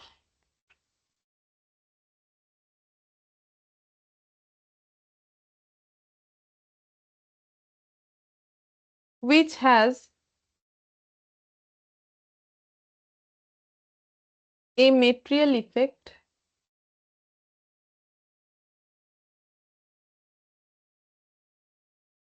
in the current period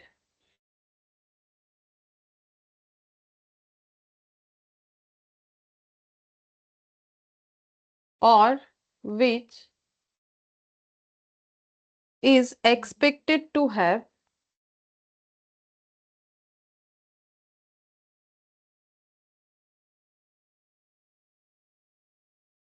material effect in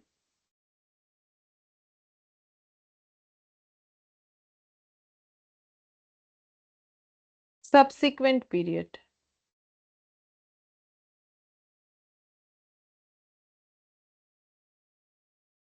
Should be disclosed.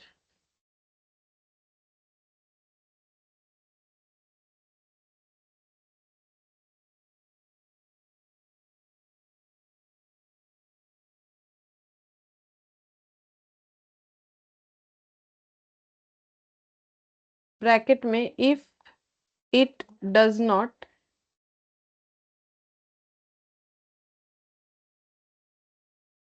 practical to quantify the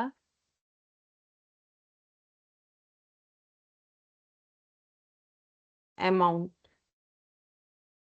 This fact should be disclosed. तो फिर क्या बोला है, देखो बोल रहा है the nature and amount of change in accounting estimate. ठीक है, तो किस तरीके का चेंज हुआ है, कितने वैल्यू से, जैसे पहले डिप्रिशिएशन चार्ज हो रहा था 2 लाख, अब हो रहा है 1.6 लाख। ठीक है, तो मैंने ना ये डायरेक्टली मान लिया कि इसका एस्टिमेटेड यूजफुल लाइफ जो है 5 साल है। तो वैसे करने से तो मुझे ना 2 के जगह यहाँ पर थोड़ा कम करने से ठीक होता है। मतलब देखो, मतलब ये मेरा एग्जाम्पल में अगर ऐसे देखे तो 7 में से 3 चला गया, तो फिर वैसे तो 4 ही बच रहा है ना, वैसे 4 बच रहा है। तो अगर 4 बचे तो इसको मुझे 10 कर दे, मतलब एग्जाम्पल ठीक ठाक नहीं हुआ इसका वैल्यू, हम ऐसे कर दे। ये देखो, मतलब इस थोड़े एग्जाम्पल को हम ठीक करना चाहते हैं। ये मान लो 10 years, ठीक है, और इसको मैंने कर दिया, सॉरी 10 लाख, इसको 10 लाख कर देते, मतलब एक्चुअली इसका जो क्वेश्चन होता है हम उसके हिसाब से करना चाहते हैं। तो ये मैंने कर दिया 10 years, तो यहाँ पर ऐसे कर देते हैं। कुछ नहीं, ये थोड़े से एग्जाम्पल को सही करने के लिए, मतलब डेटा अकॉर्डिंग। तो यहाँ पर 10 और यहाँ पर 10, तो 10 लाख बाई 10 years मतलब 1 लाख करके डिप्रिशिएशन हो रहा है। तो मान लो 3 साल का 1 लाख करके डिप्रिशिएशन हो गया, तो अब इसका लाइफ कितना बचा हुआ है, 10 - 3 यानी 7। लेकिन हम लोग मान रहे हैं कि इसका आगे का लाइफ 5 साल होगा। अब ठीक है, ठीक है, मतलब अब जो है ये ठीक बन रहा है मेरा जो मतलब एग्जाम्पल है। तो वहां थोड़ा सा इधर उधर हो रहा था, तो 1-1 लाख करके का डिप्रिशिएशन होगा। जब रिवाइज्ड हुआ तब एसेट का वैल्यू कितना हो जाएगा यहाँ पर, तब एसेट का वैल्यू, ये भी थोड़ा सा हम दिखा देते हैं सही करके जब कर ही रहे हैं। तो यहाँ पर देखो एसेट का वैल्यू हो जाएगा 3 लाख, 10 लाख से 3 लाख हट जाएगा तो 7 लाख का एसेट का वैल्यू होगा। और हम लोग 7 लाख डिवाइडेड बाई 5 करके अब जितना डिप्रिशिएशन होगा उतना हम लोग चार्ज करेंगे। तो हमारा एस्टिमेटेड यूजफुल लाइफ होना चाहिए 7 साल बचा हुआ, लेकिन अब ये 5 साल हो जाएगा। इस तरीके से इसका क्वेश्चन सॉल्व किया जाता है। तो 1 2 3 4 5 6 7 8 9 10, ठीक है, ऐसे है। लेकिन हम लोग 3 साल के बाद और अगले 5 साल तक का डिप्रिशिएशन अगर दिखाना चाहते हैं, 1 2 3 4 5, मतलब ये दोनों क्रॉस हो जाएगा, बाकी ये रहेगा। ठीक है, ये ठीक रहेगा एग्जाम्पल, ठीक है।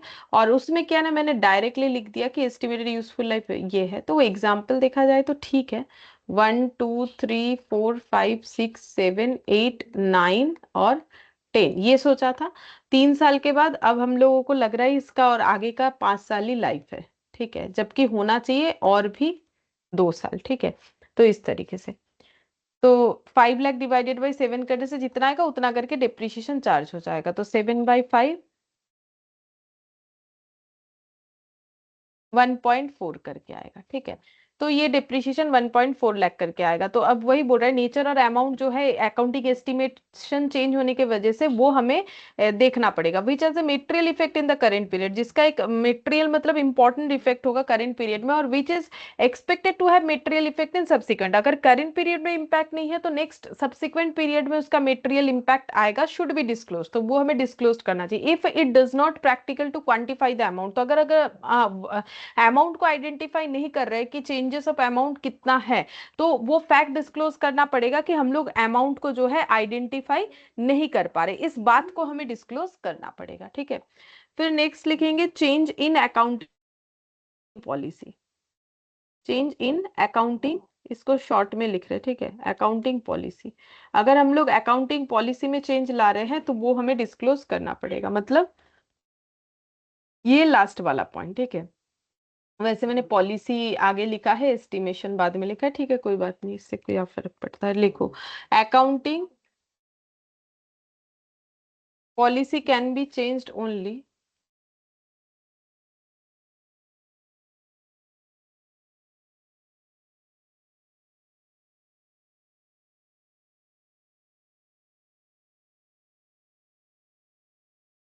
If law requires.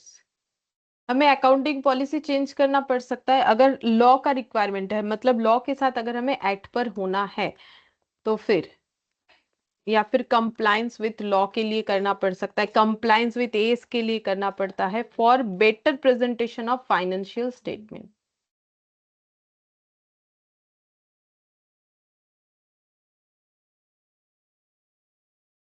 Financial statement, financial statement को बेटर तरीके से प्रेजेंट करने के लिए हमें अकाउंटिंग पॉलिसीज में चेंज करना पड़ सकता है। अच्छा, अब नेक्स्ट लिखेंगे, whenever any accounting policy, any accounting policy is changed,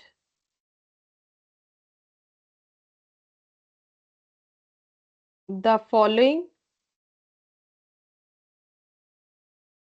disclosure are to be made, disclosure are to be made. ठीक है, अगर हम लोग किसी भी तरीके का अकाउंटिंग पॉलिसी में चेंजेस करते हैं, ठीक है, तो फिर क्या डिस्क्लोजर हमें देना पड़ेगा। ठीक है, तो ओल्ड पॉलिसी क्या था, नया क्या अडॉप्ट किया और क्यों चेंज किया, मेनली ये तीन चीज हमें बोलना पड़ता है। तो लिखो, old policy, new policy, reason for change.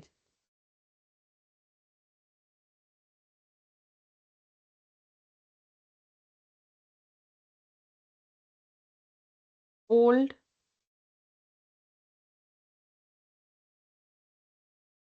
Policy, new policy, reason for change. ठीक है, फिर नेक्स्ट लिखेंगे, the following is not change in accounting policy. तो कुछ स्पेशल पॉइंट है, कुछ ऐसे पॉइंट्स है जिसको हम लोग अकाउंटिंग पॉलिसी में चेंजेस नहीं बोलेंगे, वो क्या होता है बताते। The following is not change in accounting policy, और एक point, the adoption of N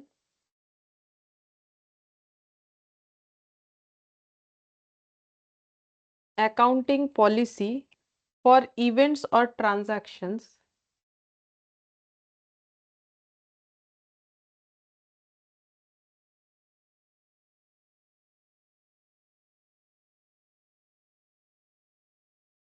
that differ in subsequent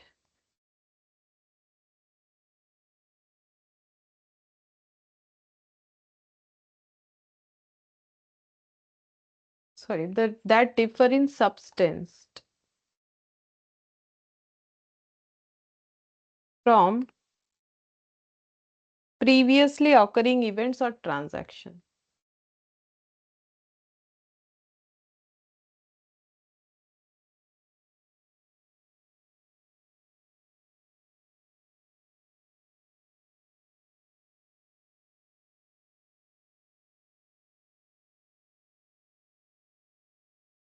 example लेते दोनों पे समझ में आए। जैसे introduction of formal retirement gratuity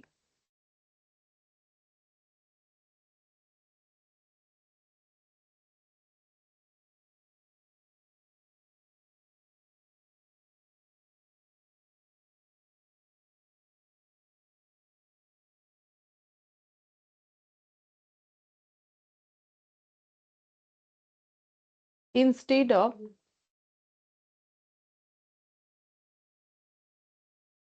ad hoc ex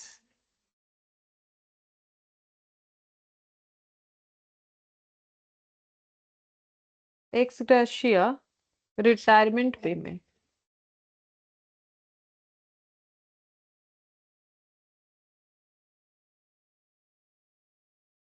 ठीक है।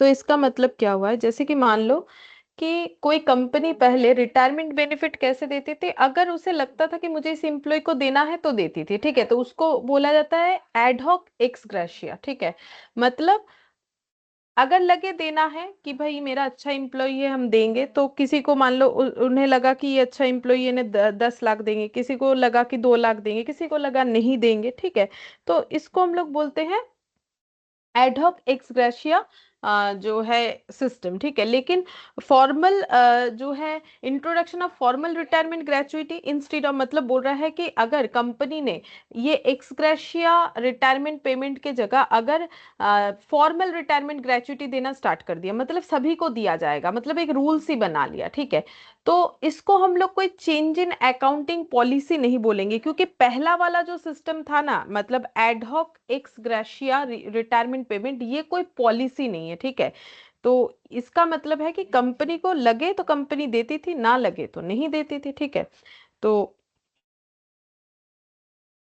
इसको हम लोग अकाउंटिंग पॉलिसी में चेंज नहीं बोलेंगे। मतलब पहले 10 लाख किसी को 2 लाख देती थी, अब रेगुलरली मतलब एक फिक्स्ड अमाउंट जो सोच लिया है कि भाई जो भी रिटायर होंगे उनको इस तरीके से देंगे, तो वैसा नहीं कर रही है। ठीक है, तो इसको हम लोग नहीं बोलेंगे कि ये कोई अकाउंटिंग पॉलिसी में चेंजेस है, क्योंकि पहला वाला सिस्टम को कोई अकाउंटिंग पॉलिसी में काउंट नहीं किया जा सकता है। ठीक है, तो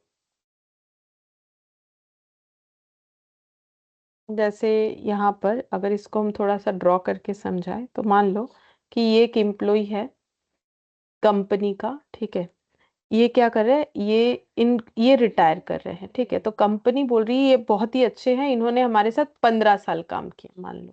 ठीक है, 15 साल बाद रिटायर कर रहे हैं, तो कंपनी इन्हें क्या चाहती है, कंपनी चाहती है कि इन्हें हम लोग ग्रेचुइटी देंगे। ठीक है, तो कंपनी इन्हें ग्रेचुइटी दे रही है, तो कैसे दे रही है, जैसा कंपनी, मतलब कुछ फिक्स्ड अमाउंट नहीं है, एक्स ग्रेशिया पेमेंट करेगी। ठीक है,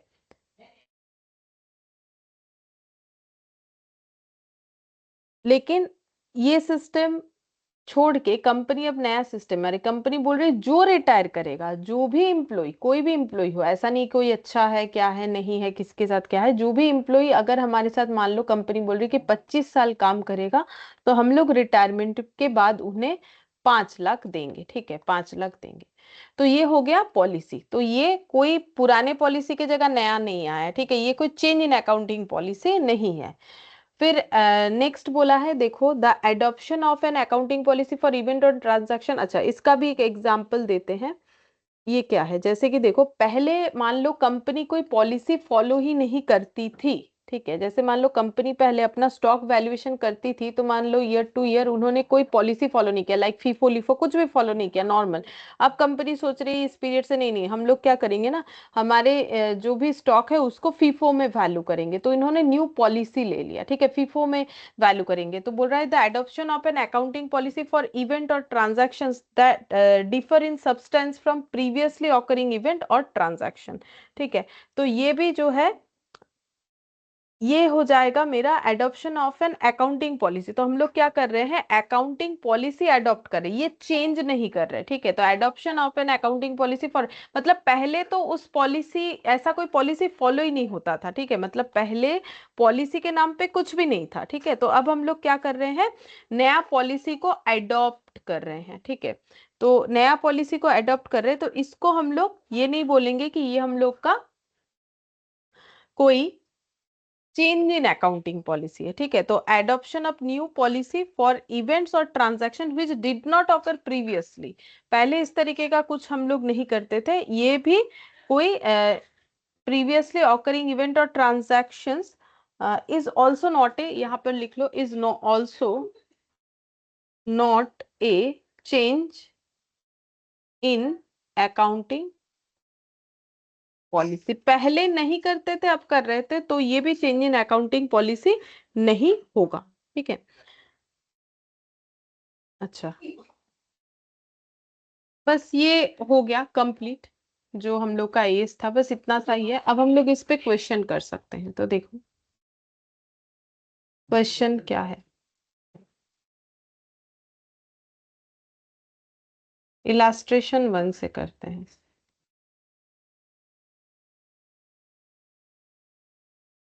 देखो, fuel surcharge is billed by the state electricity board at provisional rate. Final bill for fuel surcharge of 5.30 lakh for the period October 2001 to September 2007 has been received and paid in Feb 2008. However, the same was accounted in the year 8-9. Comment on the accounting treatment done in said case. देख क्या बोल रहा है। बोल रहा है fuel surcharge is build by the state, तो state electricity ने अपना मतलब बिल बनाया है, ठीक है, प्रोविजनल रेट पे। Final bill for fuel surcharge of 5.30 lakh for the period of October 2001, ठीक है। तो अक्टूबर 2001 to September 2007 has been received and paid in Feb 2008. However, the same was accounted in the year 8-9. तो बोल रहा है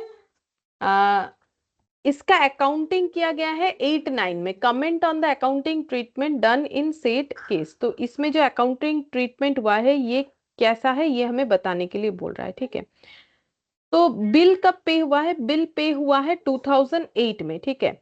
और इसका अकाउंटिंग कब हुआ है, इसका अकाउंटिंग फिर होना कब चाहिए था, अगर बिल मेरा पे हुआ है 2008 में, तो फिर मेरा इसका अकाउंटिंग भी होना चाहिए था 7-8 में, ठीक है, फेब 2008। तो अगर हम लोग ये देखो, ये मार्च अप्रैल टू मार्च वाला डेटा है, ठीक है। तो अगर हम लोगों ने पे किया है 8 में, तो फिर मेरा ये मतलब ये पेमेंट का जो डेटा है ये कौन से अकाउंटिंग पीरियड को रिलेट कर रहा है, ये 7-8 को रिलेट कर रहा है। लेकिन इन्होंने ये अकाउंटिंग 8-9 में कर दिया है, तो हम लोग को ये बताना है कि ये इन्होंने सही किया है कि नहीं किया है, ठीक है। तो देखो क्या लिखा हुआ है, बोल रहा है, देखो कैसे लिखा हुआ है यहाँ पर। The final bill having been paid in Feb 2008 should have been accounted for the annual account of the company for the year ended 31st March 2008। जैसे कि मैंने बोला 7-8 में इसका अकाउंटिंग होना चाहिए था, जबकि इन्होंने इसका अकाउंटिंग जो है वो कब दिखाया है 8-9 में, लेकिन होना कब चाहिए था 7-8 में, ठीक है। अच्छा, अब देखो यहाँ पर मतलब हम अगर इसको ड्रॉ करें तो हम ड्रॉ करके दिखा देते हैं, देखो इलास्ट्रेशन 1, ठीक है। तो इलास्ट्रेशन 1 में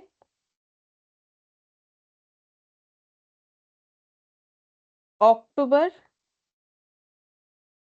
20x1 से लेके सितंबर 20x7 तक का जो बिल बना है वो है 5.30 लाख, ठीक है।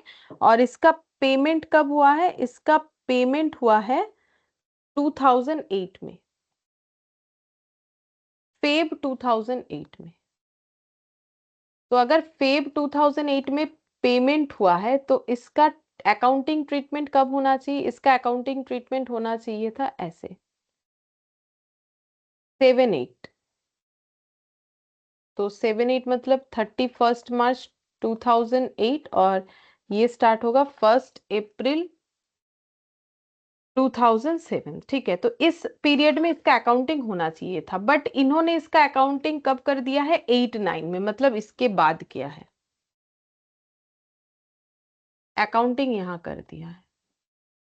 अकाउंटिंग यहाँ डन किया है, ठीक है, लेकिन ये गलत है, ठीक है, पेमेंट यहाँ हुआ है तो अकाउंटिंग भी यहाँ होना चाहिए। तो वही बोल रहा है कि the final bill having been paid in Feb 2008 should have been accounted for the annual account of the company for the year ended 31st March 2008. However, it seems that as a result of error or omission in the preparation of the financial statement of prior period, देखो ये prior period item हो गया, क्योंकि हम लोगों ने यहाँ treatment इसका किया, जबकि इसका ट्रीटमेंट तो हमें यहाँ करना चाहिए था, ठीक है, तो ये फाइनल अकाउंट्स हम लोग का बन रहा है, तभी तो हम लोगों ने इसका ट्रीटमेंट यहाँ पर किया, तो ये प्रायर पीरियड आइटम हो गया कि हमें ये एरर को रेक्टिफाई करना पड़ेगा, तो हम लोगों ने पिछले साल के एक्सपेंसेस को यहाँ दिखाया है, ठीक है।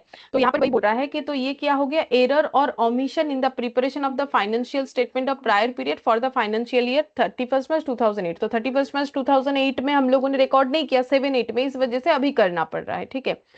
This material charges has arisen in the current period that is year ended 31st March 2009, ठीक है। तो अब इसका इम्पैक्ट कब आएगा, 31st March 2009 को आने वाला है, therefore it should be treated as prior period। तो ये कौन सा आइटम हो गया, AS5 के according prior period item. As per AS5 prior period items को क्या करना पड़ता है, normally included in the determination of net profit और लॉस। तो प्रॉफिट एंड लॉस में हमें दिखाना पड़ता है करंट पीरियड में। An alternative approach is to show such item in the statement of profit and loss after determination of current net period profit and loss. तो current year का net profit and loss निकालने के बाद भी हम लोग उसका ट्रीटमेंट दिखा सकते हैं, या फिर हम लोग जब वो कैलकुलेट कर रहे हैं तब भी दिखा सकते हैं। In either case the objective, जो भी केस क्यों ना हो, the objective is to indicate the effect of such item on the current profit and loss. Currently profit and loss में क्या इंपैक्ट आ रहा है वो दिखाना ही हमारा मेन टारगेट होता है, ठीक है, मतलब AS5 के हिसाब से वही मेन बात है। फिर यहाँ पर बोला it may be mention that it is an expense arising from the ordinary course of business, क्योंकि बिल का पेमेंट करना इलेक्ट्रिसिटी का ये ऑर्डिनरी कोर्स ऑफ बिजनेस है। ऑल्दो एबनॉर्मल इन अमाउंट और infrequent in occurrence such an expenses does not qualify an extraordinary item as per AS5 for better understanding the fact that power bill is accounted for at previous rates billed by the state electricity board and final adjustment therefore is made as and when final bill is received may be mentioned as an accounting policy। अब ये last वाला नहीं भी लिखोगे तुम लोग चलेगा, फिर भी हम बता देते क्या बोला है। बोल रहा है कि it may be mention that it is an expense arising from the ordinary course of business, जैसे कि मैंने बोला इलेक्ट्रिसिटी बिल पे करना एक ऑर्डिनरी कोर्स ऑफ बिजनेस का पार्ट हो गया। ऑल्दो एबनॉर्मल इन अमाउंट, मतलब अमाउंट अगर कुछ एबनॉर्मल है, और इनफ्रीक्वेंट इन ऑकरेंस, जैसे कि देखो यहाँ पर कितना बड़ा टाइम पीरियड का बिल है, देखो 2001 से लेकर 2007 का, ठीक है, तो ये जो ऑकरेंस है ये इनफ्रीक्वेंट हो गया, नहीं तो रेगुलर बेसिस पे होना चाहिए ना।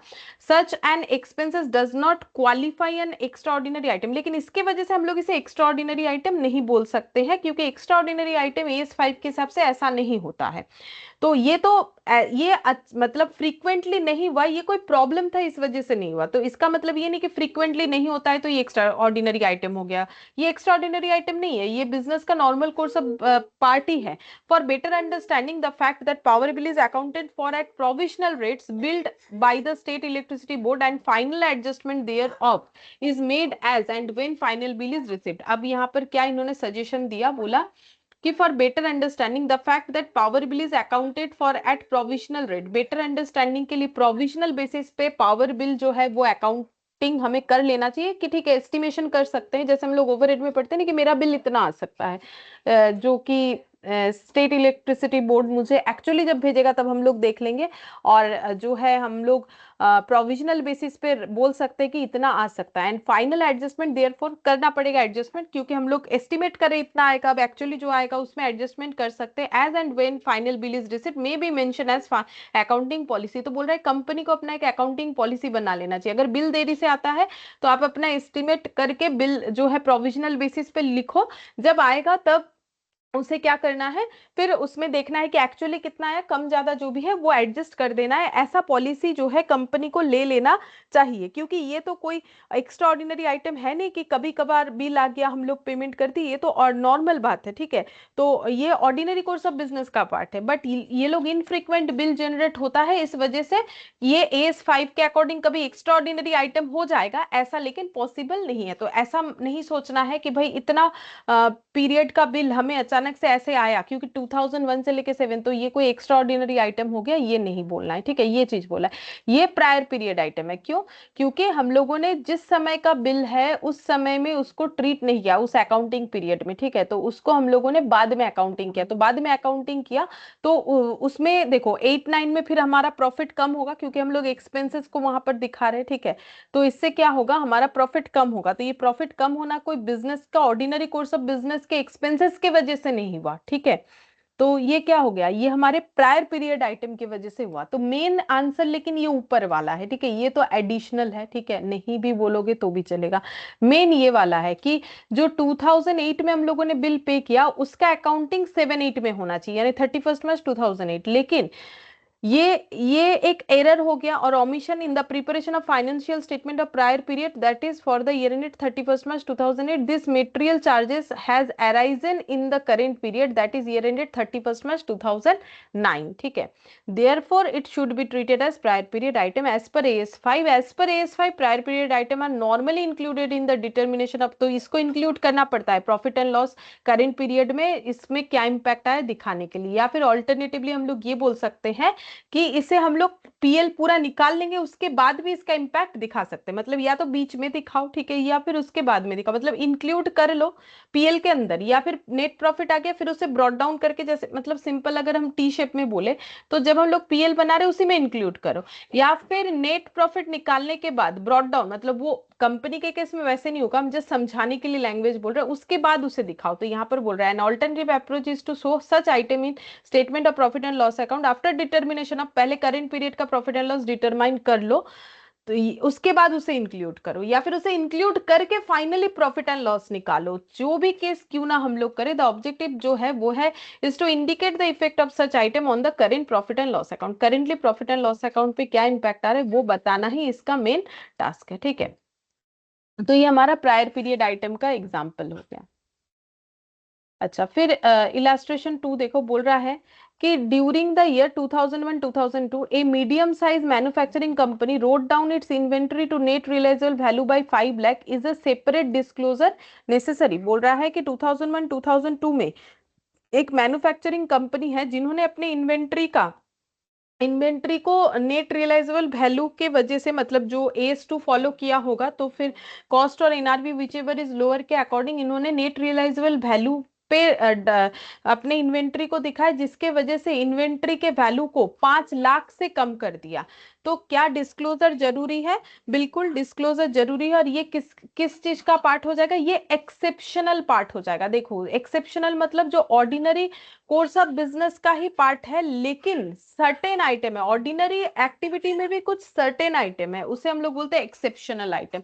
तो ये एक्सेप्शनल आइटम के हिसाब से हमें इस चीज को दिखाना पड़ेगा, डिस्क्लोज करना पड़ेगा। तो देख लो क्या लिखा हुआ है पॉइंट 1 में, although the case under consideration does not relate to extraordinary item, but the nature and amount of such item may be relevant to user of financial statement in understanding the financial position and performance of enterprise and in making projections about financial position and performance. AS5 on net profit or loss of the prior period item, net profit and loss for the period prior period item and changes in accounting policy states that, अब देखो नीचे क्या बोल रहा है, main point ये, ऊपर वाला फिर से बता देंगे, when item of income and expenses within profit and loss from the ordinary activities are of such size, nature or incidence that their disclosure is relevant to explain the performance of the enterprise for the period, the nature and amount of such item should be disclosed separately. Circumstances which may require separate disclosure of item of income and expenses in accordance with AS5 include the write down of inventories to net realizable value as well as reversal of such write down। तो देखो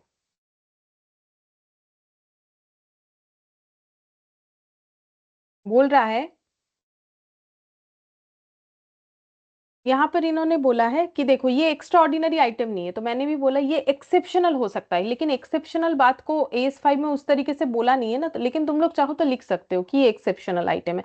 तो यहाँ पर इन्होंने इस तरीके से start किया है कि ये केस कि मैंने इन्वेंट्री के वैल्यू को राइट डाउन कर दिया है, तो ये कोई एक्स्ट्रा ऑर्डिनरी आइटम नहीं है, ठीक है।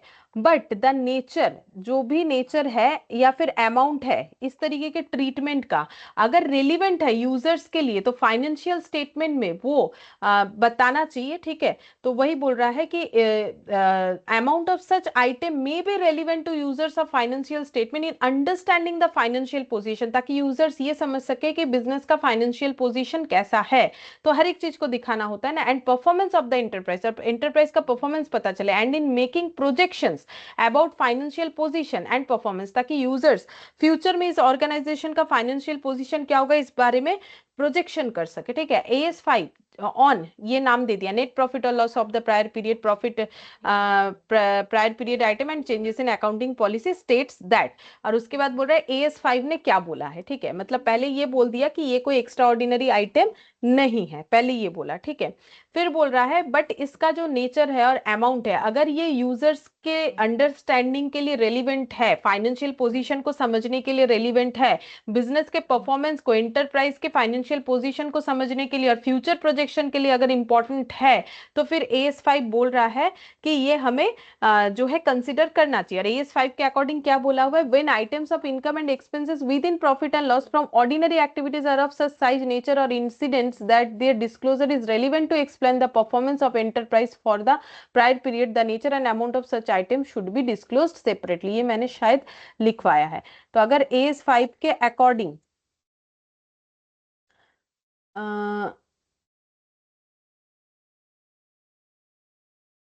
ये ये रहा, the nature and amount of change in accounting estimates, ये एस्टिमेट के ऊपर दिया है, बट बात एक ही है कि when items of income and expenses within profit and loss of ordinary activity are of such size nature और इंसिडेंस, मतलब बात वही हो गया ना, बस यहाँ पर अकाउंटिंग एस्टिमेट के ऊपर बोला है, यहाँ पर जो है प्रॉफिट एंड लॉस पे अगर कोई इंपैक्ट आ रहा है तो बोल रहा है ऐसा कोई आइटम अगर है, जैसे कि इन्वेंट्री का वैल्यू कम हुआ, तो इनकम, उससे इनकम या एक्सपेंसेस जो भी दिख रहा है प्रॉफिट एंड लॉस अकाउंट में और फ्रॉम ऑर्डिनरी एक्टिविटी, क्योंकि मैंने बोला था इन्वेंट्री का वैल्यू कम ज्यादा होना एक ऑर्डिनरी एक्टिविटी है, अगर उसका जो चेंजेस है, उसका साइज, नेचर या फिर उसका amount, incidence that that there disclosure is relevant to explain the performance, उसका डिस्क्लोजर करना जरूरी है ताकि बिजनेस का परफॉर्मेंस, एंटिटी का या एंटरप्राइज का उस पीरियड का परफॉर्मेंस पता चले, तो फिर उस एक्टिविटी का नेचर, अमाउंट हमें डिस्क्लोज करना पड़ेगा सेपरेटली। सर्कमस्टेंसेस विच में arise circumstances which may require separate disclosure of item of income and expenses in accordance with AS5 include the write down of inventories to net realizable value as well as reversal of such write downs। तो हमें ये इस चीज को separately disclose करना पड़ेगा। तो जो पूछा था, ठीक है, कि हमें ये सेपरेटली डिस्क्लोज करना चाहिए कि नहीं, तो बिल्कुल डिस्क्लोज हमें करना चाहिए। और रीजन क्या हो गया, अगर इसका जो साइज, नेचर, अमाउंट है ये यूजर्स के लिए इंपॉर्टेंट है, रेलिवेंट है, एंटरप्राइज का पोजीशन समझने के लिए, फाइनेंशियल कंडीशन समझने के लिए, फाइनेंशियल प्रोजेक्शन करने के लिए, तो जरूर हमें सेपरेटली डिस्क्लोज करना चाहिए। ये चीज बोलना पड़ेगा, पूरा एज इट इज जैसा है उतना लिखने का जरूरत नहीं है, मेन ये पॉइंट लिखने से ही होगा। फिर बोला है कि a company sign an agreement with the employ union 19/2002 for the revision of wages, ठीक है। तो कंपनी ने एम्प्लॉय यूनियन के साथ एक एग्रीमेंट साइन किया है 19/2002 को, जिसमें उनके वेजेस को जो है रिवाइज करना है, वो भी रेट्रोस्पेक्टिव इफेक्ट से फ्रॉम 30 सितंबर 2001। तो देखो एग्रीमेंट 1 सितंबर को बन रहा है, 1 सितंबर 2002, लेकिन 30 सितंबर 2001 से इसका इंपैक्ट दिखाना है, ठीक है। एग्रीमेंट कब बन रहा है, 1 सितंबर 2002, लेकिन इसके पहले भी इस एग्रीमेंट का इंपैक्ट हमें देना पड़ेगा। This would cost the company an additional liability of 5 lakh per annum. तो बोल रहा है कि इसके वजह से कंपनी का, देखो जैसे यहां से बात ये हुआ कि भाई वेजेस बढ़ रहा है, ठीक है, वो तो समझ में आता है, इसके बाद का जो वेजेस देंगे ये जो इंक्रीज्ड वैल्यू है उसी पे देंगे, लेकिन उसका इंपैक्ट यहां से भी रेट्रोस्पेक्टिव इफेक्ट हो गया। तो इसके वजह से कंपनी का लाइबिलिटी जनरेट हुआ, क्योंकि पहले तो कंपनी ने दे रखा था, वेजेस क्लियर था उनका, बट रेट्रोस्पेक्टिव इफेक्ट आने के कारण 5 लाख पर एनम का इनका लाइबिलिटी जनरेट हो गया। Is the disclosure necessary for the amount paid in 2002-3? बिल्कुल, तो हमें डिस्क्लोजर तो देना ही पड़ेगा 2-3 का, ठीक है, कि एडिशनल लाइबिलिटी, रेट्रोस्पेक्टिव इफेक्ट आने से तो देना ही पड़ेगा। तो हम लोगों ने यहाँ पर लिखा हुआ था, देखो विद रेट्रोस्पेक्टिव इफेक्ट, यहाँ पर मैंने एक एग्जाम्पल दिया था ना, ये देखो, तो ये मेरा क्या है, एक्सेप्शनल, क्योंकि ये सब तो होता ही रहता है, तो एक्सेप्शनल आइटम है। देखो इस चीज को कैसे लिखा है, बोल रहा it is given that revision of wages took place on 1 September 2002 with the retrospective effect from 30th September, therefore wages payable for the half year, मतलब 1 अक्टूबर, क्योंकि 30th सितंबर के बाद 1 अक्टूबर आता है, 1 अक्टूबर से लेकर 31 मार्च 2003 can not be taken as an error और omission in the preparation of financial statement. तो ये कोई प्रायर पीरियड आइटम नहीं हुआ, ये जो 5 लाख का लाइबिलिटी हुआ, हम लोगों ने कोई एरर नहीं किया था, कोई ओमिशन नहीं किया था वेजेस को रिकॉर्ड करने पे, ठीक है। यहाँ पर क्या हुआ है ना, हम लोगों के ऊपर रेट्रोस्पेक्टिवली ये इम्पैक्ट आ गया, ठीक है। तो इस वजह से हमारा 5 लाख का लाइबिलिटी जनरेट हो रहा है, हम लोगों ने कोई गलत अकाउंटिंग नहीं किया, कोई एरर नहीं किया, कोई ओमिशन नहीं किया, तो इस बात को बोल रहा है ये कोई एरर या ओमिशन नहीं है फाइनेंशियल स्टेटमेंट प्रिपेयर करते वक्त, and hence this expenditure can not be taken as prior period item. तो ये प्रायर पीरियड आइटम है भी नहीं। तो additional wages liability of 7,50,000 for 1.5 year 5 lakh per annum should be included in current year's wages. अब ये 7,50,000 कैसे हो गया वो हम बताते हैं। देखो यहाँ पर बोला था ना कि 2002-3 में जो अमाउंट पेबल होगा उसके बारे में बताना है। तो 2002-3 में कितना अमाउंट पेबल होगा, तो 2-3 कब से स्टार्ट होता है, देखो 1 अप्रैल 2002 से स्टार्ट होगा, 31 मार्च 2003 को खत्म होगा, ठीक है। 2-3 का मतलब ये होता है, ठीक है। और इन्होंने एग्रीमेंट कब किया था, 1 सितंबर 2002 को, ठीक है। और इनके ऊपर इसके बाद से तो एक्स्ट्रा अमाउंट देना ही देना है, ठीक है। और इसके पहले इनका 30th सितंबर से इनके ऊपर 30th सितंबर 2001 से रेट्रोस्पेक्टिवली इनके ऊपर ये इम्पैक्ट आ रहा है, और इसके वजह से जो कॉस्ट निकल के आ रहा है वो है 5 लाख पर एनम, ठीक है। तो 1 साल का मतलब 1 साल का, यानी ये देखो यहां से यहाँ का 5 लाख आ रहा है पर एनम।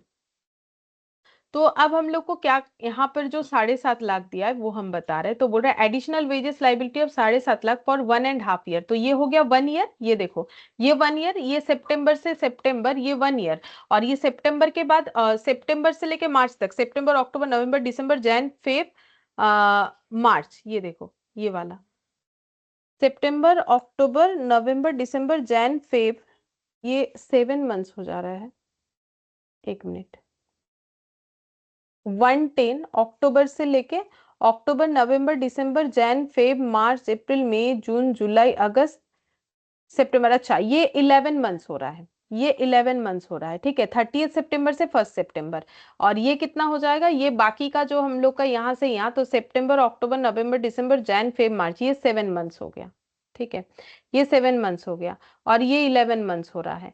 तो additional wages liability of 7.5 lakh 1.5 year, तो 11 मंथ्स और 7 मंथ्स ये हो जाएगा 18 मंथ्स। तो 18 मंथ्स मतलब ही 1.5 होता है, तो 1 साल मतलब 12 महीना, 6 महीना, तो 18 महीना, 6 और 2 8, 18,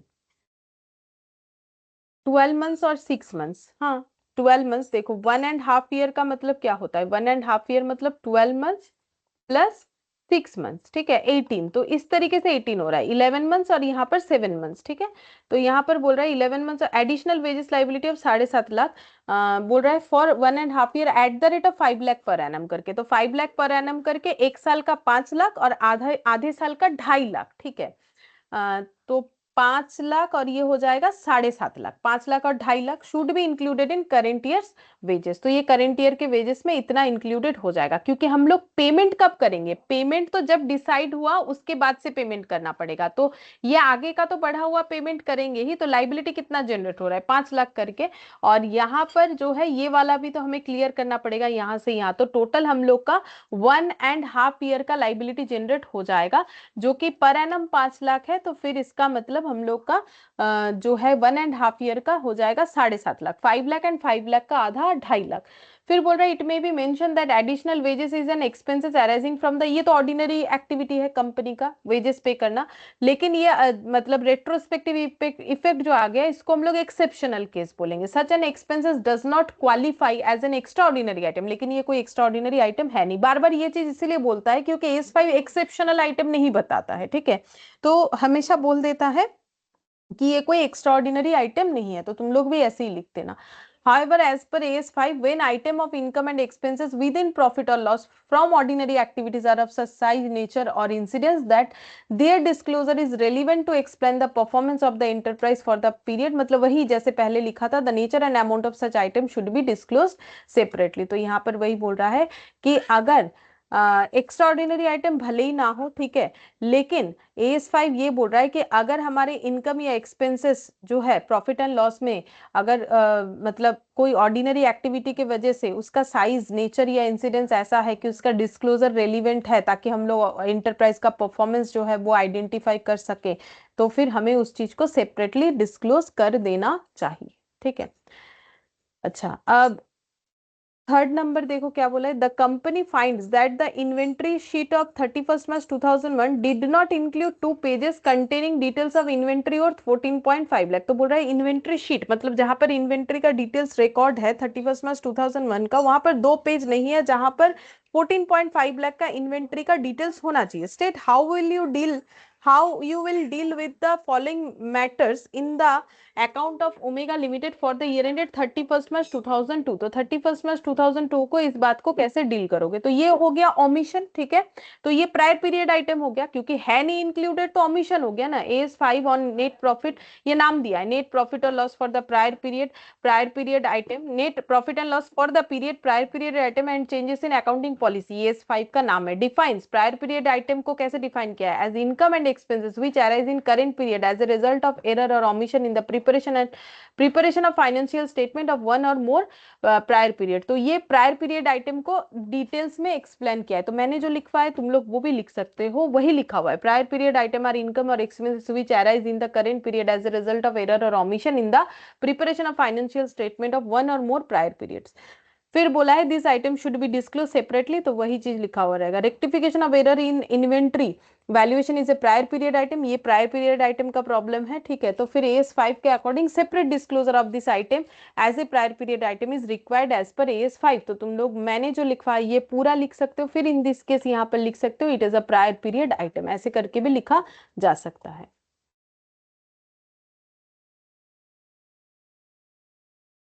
अच्छा, 4 5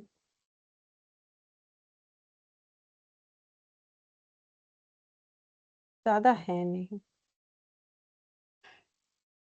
फोर्थ का 2 5 MCQ और एक ही है क्वेश्चन 6, ठीक है, कर लेते हैं।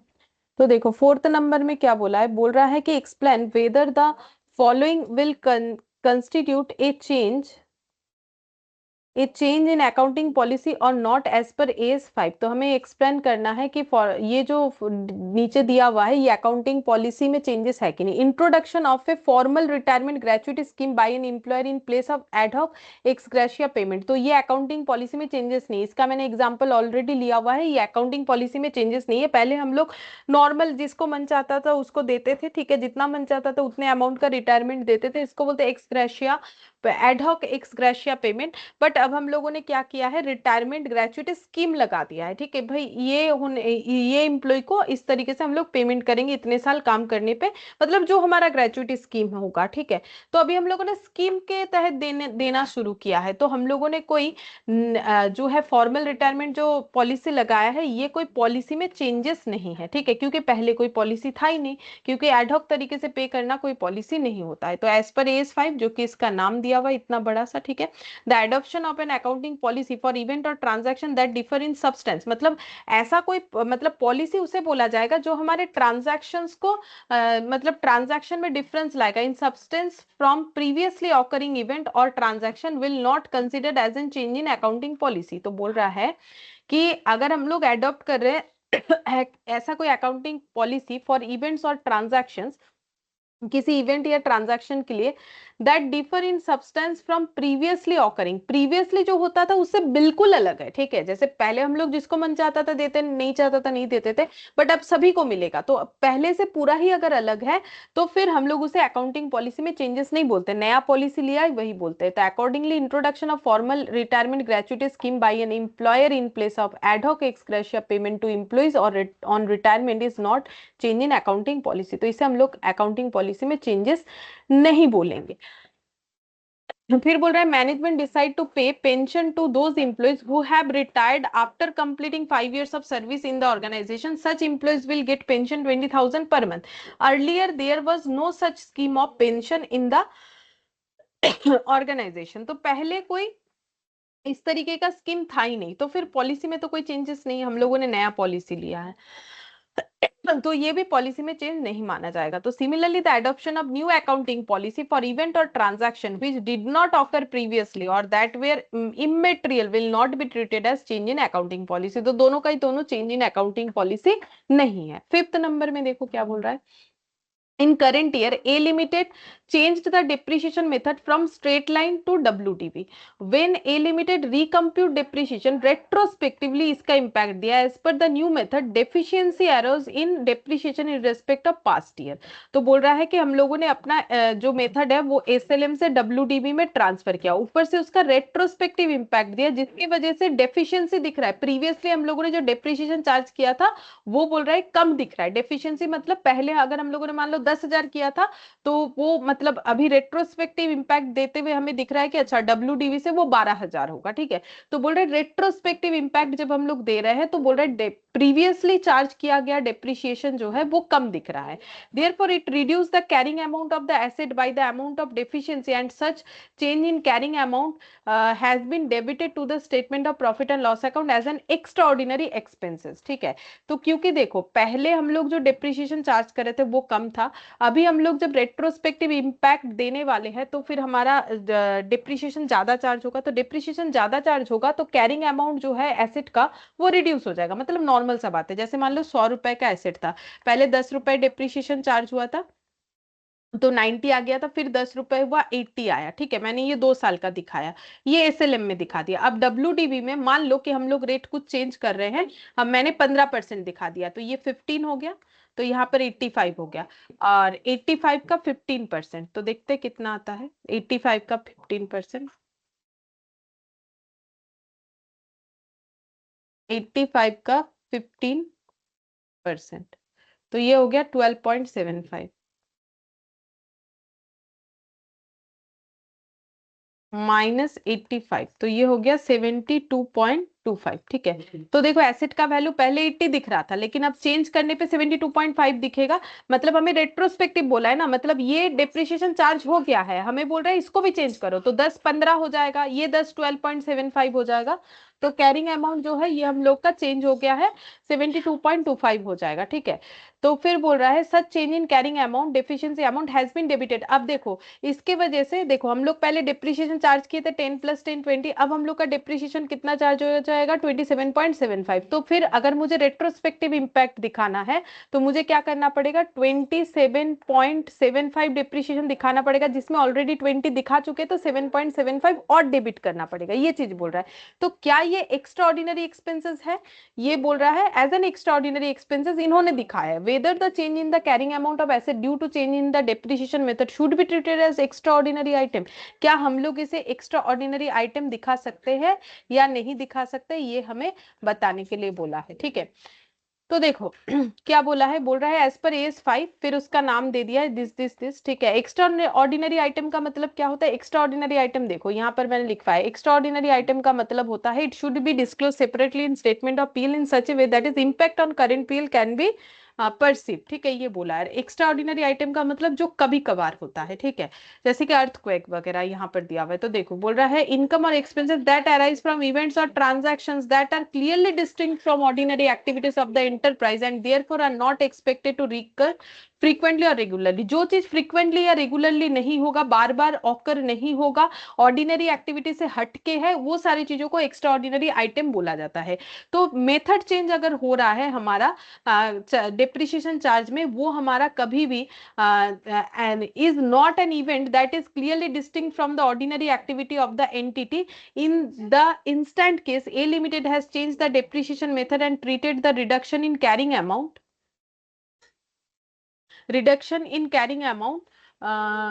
or amount of deficiency in depreciation of the asset as an extraordinary expenses, this is not correct क्योंकि extraordinary expenses है नहीं।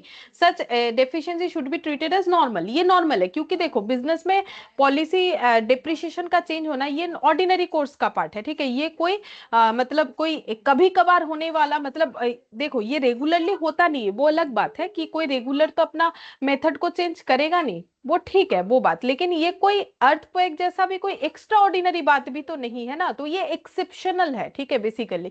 तो एक्सेप्शनल तो यहाँ बोलेगा नहीं, लेकिन हम बोल रहे हैं कि ये एक्सेप्शनल है। तो बोल रहा है कि distinct from the ordinary activity of the entity.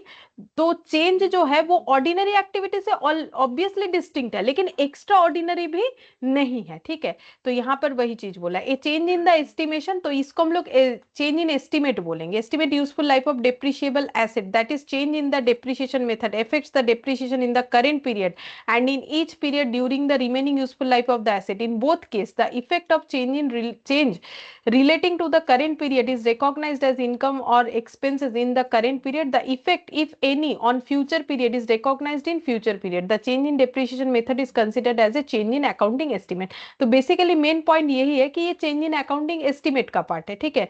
ये ना तो मेरा कोई एक्स्ट्रा ऑर्डिनरी आइटम है, ठीक है।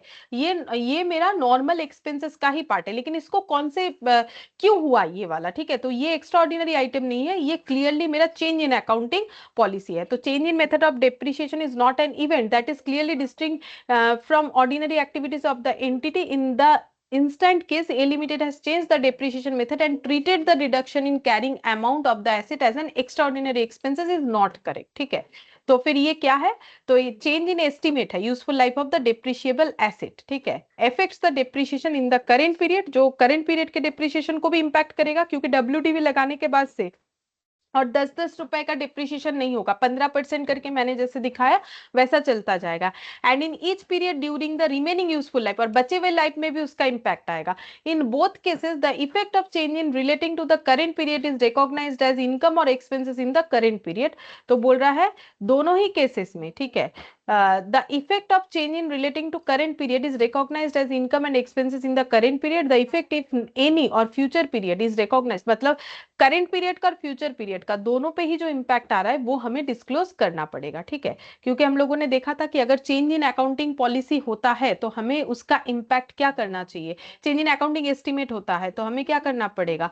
तो बोल रहा है कि हमें उसका चेंज का इम्पैक्ट करेंट पीरियड में दिखाना पड़ेगा as well as future period में भी दिखाना पड़ेगा, बोथ, ठीक है। तो तुम लोग ये पॉइंट्स भी लिख दोगे जो मैंने लिखा है तो भी चलेगा, ठीक है। अब हम लोग ये कुछ एमसीक्यू और एक और क्वेश्चन है बस, तो ये कंप्लीट हो जाएगा, तो इसलिए कंप्लीट कर लेते, पहले क्वेश्चन पढ़ लेते। बोल रहा है ये एक ही क्वेश्चन है, a company Z is engaged in business of providing consultancy service, consultancy service देता है। Few days back it receive a notice from GST department raising a demand of GST on consultancy service provided it by it for 5 lakh. तो बोल रहा है कि जो GST department है वो जेड लिमिटेड को बोल रहा है आप आपसे हमें 5 लाख का जीएसटी मिलेगा। Recently Z limited paid the demand, Z limited ने पे कर दिया। In the books the payment is recorded as an extraordinary expenditure. तो ये इन्होंने एक्स्ट्राऑर्डिनरी एक्सपेंडिचर दिखा दिया है। Whether payment of tax demand raised by the taxation authority can be recognised as an extraordinary item, नहीं कभी नहीं, क्योंकि बिजनेस कर रहे हो तो टैक्स देना, चाहे वो डायरेक्ट हो इनडायरेक्ट हो, ये बड़ा ही नॉर्मल बात है। तो ये कोई एक्स्ट्राऑर्डिनरी आइटम हो नहीं सकता है। अब देख लो इन्होंने क्या लिखा है, बोल दिया है कि no payment of tax can not be recognised as an extraordinary item as per AS5 this इसका नाम है। एक्स्ट्राऑर्डिनरी आइटम का मतलब फिर इन्होंने एक्सप्लेन किया है, इज एन इनकम और expenses that arise from event और transaction that are clearly distinct from ordinary activity, ordinary activity से जिसको हम लोग क्लियरली डिस्टिंक्ट कर सकते हैं of the enterprise and therefore are not expected to recur frequently or regularly. जो फ्रीक्वेंटली या रेगुलरली नहीं जनरेट होता है उसको एक्स्ट्राऑर्डिनरी आइटम बोलते हैं। लेकिन ये जो टैक्स का पेमेंट है ये थोड़ी ना ऐसा है कि कभी कभी देना पड़ता है, ये तो रेगुलर है हर साल। Providing consultancy service is an ordinary activity of Z limited, क्योंकि ये कंसल्टेंसी सर्विस ही इनका काम है। दस जीएसटी पेड, इस वजह से pursuant to the demand raised by GST department is also a part of the ordinary activity of Z limited, क्योंकि कंसल्टेंसी सर्विस के अगेंस्ट में जीएसटी का डिमांड हुआ है जो कि इनका एक ऑर्डिनरी एक्टिविटी है। तो इसका मतलब ये ऑर्डिनरी एक्टिविटी का पार्ट हुआ। Recognising such payment as an extraordinary item is contrary to AS5, तो ये AS5 के अगेंस्ट में जाता है, ये कभी भी एक्स्ट्रा ऑर्डिनरी आइटम का पार्ट नहीं हो सकता है। बस अब 5 इसमें हमारे एमसीक्यू है। तो पहला बोला है a change in estimate of life of asset, asset का एस्टिमेट लाइफ चेंज हुआ है which necessitates adjustment in the depreciation is an example. तो देखो एसेट का लाइफ अगर एस्टिमेशन एस्टिमेटेड लाइफ चेंज होगा तो डिप्रिसिएशन भी चेंज होगा तो उसे एडजस्ट करना पड़ेगा। तो इस तरीके की जो एडजस्टमेंट है जिसके वजह से हमारा पीएल इंपैक्टफुल होता है, ये कैसा चेंजेस हुआ? Prior period item, ordinary item, extra ordinary item या चेंज इन अकाउंटिंग एस्टिमेट? बताओ क्या होगा? वन का आंसर क्या होगा? Estimate life of asset change होना, ये कैसा है? प्रायर पीरियड आइटम है, ऑर्डिनरी आइटम है, एक्स्ट्रा ऑर्डिनरी आइटम है, चेंज इन अकाउंटिंग एस्टिमेट है? Change in accounting estimate. Correct, change in accounting estimate है, क्योंकि ये तो पढ़ के समझ में आ रहा है ना। Change in accounting prior period कब होता है? जब हमसे कोई एरर ओमिशन होता है। ऑर्डिनरी मतलब जो बिजनेस का डे टू डे एक्टिविटी है, एक्स्ट्रा ऑर्डिनरी मतलब जो डे टू डे एक्टिविटी नहीं है। फिर बोल रहा है which of the following is considered as an extraordinary item as per AS 5। तो एक्स्ट्रा ऑर्डिनरी कौन सा है? जो ऑर्डिनरी एक्टिविटी का पार्ट नहीं होता है वही होता है एक्स्ट्रा ऑर्डिनरी, जो फ्रीक्वेंटली नहीं होता है, जो बार बार ऑकर नहीं होता है। जैसे पहले बोला है राइट डाउन और right of receivable inventory and intangible asset. अगर हम लोग रिसीवेबल्स मतलब डेटर हो गया, रिसीवेबल्स का मतलब इन्वेंट्री या इंटेंजिबल एसेट का वैल्यू राइट डाउन या राइट ऑफ कर रहे हैं उसको एसेट को, या फिर gain and loss from sale or abandonment of equipment used in a business, मतलब बिजनेस का एसेट बेच के हमें कोई प्रॉफिट या लॉस हुआ, गेन या लॉस जो भी बोलो। Effect of a strike including those against competitors and major suppliers. तो बोल रहा है स्ट्राइक का इंपैक्ट आ गया, ठीक है।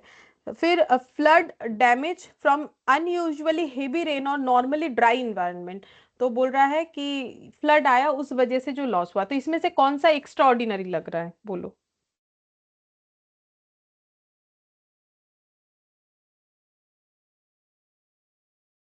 सी।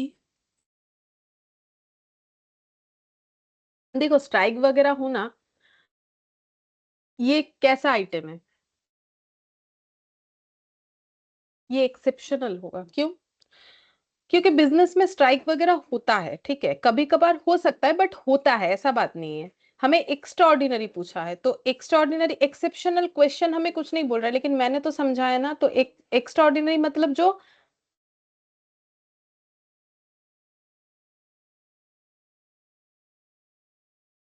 एक्स्ट्रा ऑर्डिनरी का मतलब जो कभी कभार होता है, बोलो?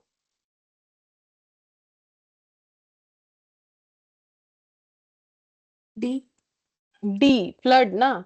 ये अनयूजुअल है, ये तो बहुत ही कभी कभार होता है, ये थोड़ा रीऑकर होने का कोई चांस। स्ट्राइक तो फिर हो सकता है। तो 2 का डी।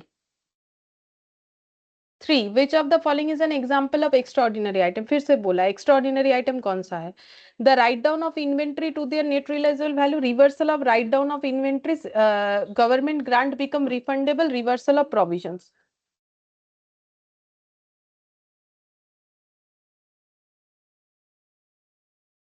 बोलो, बिजनेस में इन्वेंट्री राइट डाउन होना, इन्वेंट्री का वैल्यू रिवर्सल होना, या फिर प्रोविजन का वैल्यू रिवर्सल, कि मैंने प्रोविजन पहले 10% किया था, 15% कर रहे हैं, ठीक है।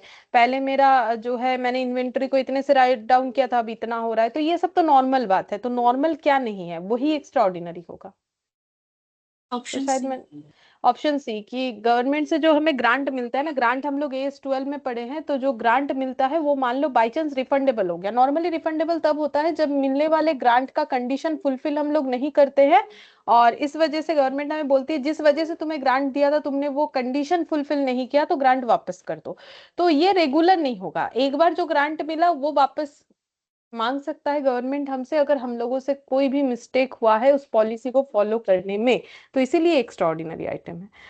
Fourth number, extraordinary item or income और एक्सपेंसेस। अब इसके बाद वो मतलब डेफिनेशन है basically, that arise from events clearly distinct from the ordinary activity of the enterprise, that are not expected to recur frequently or regularly, both A and B, none of the three.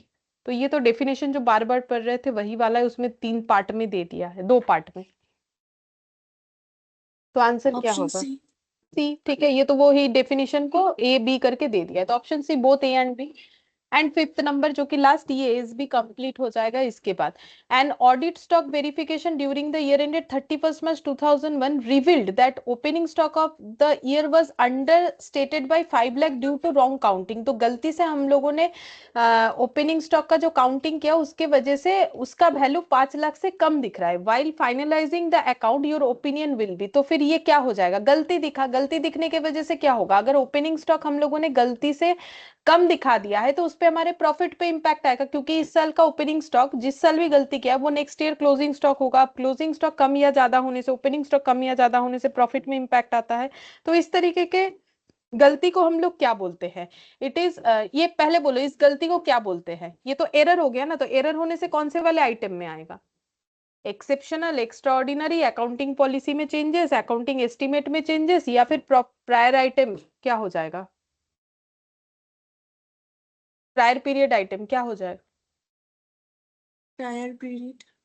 Prior period item. लेकिन पहला option बोला है कि it is not a prior period item, तो ये तो गलत बोल रहा है, ये प्रायर पीरियड आइटम है, ठीक है, तो it is not a prior period item गलत है, तो मैंने ए काट दिया। अब बचा मेरे पास बी, सी और डी, तो अगर बी सी ठीक है तो आंसर मेरा both B and C, D होगा, या फिर बी या सी में से कोई एक होगा। तो बोल रहा है it should be treated as prior period item adjustment and should be separately disclosed in current financial year, ये बात तो सही बोला है, तो बी सही है। और अगर सी सही है देन डी होगा।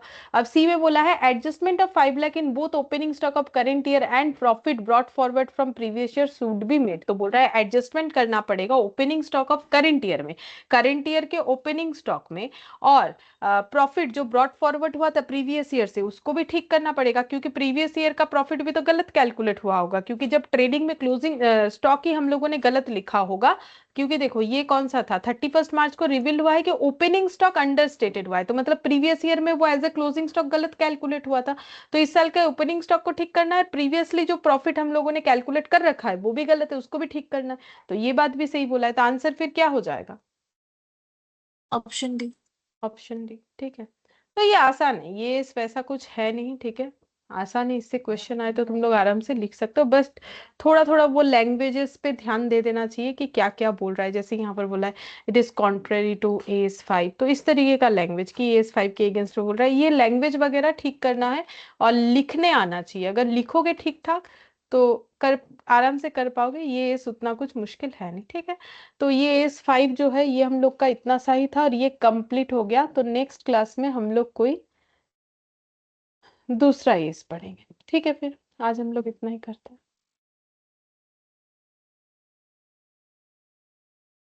Bye ma'am. बाय।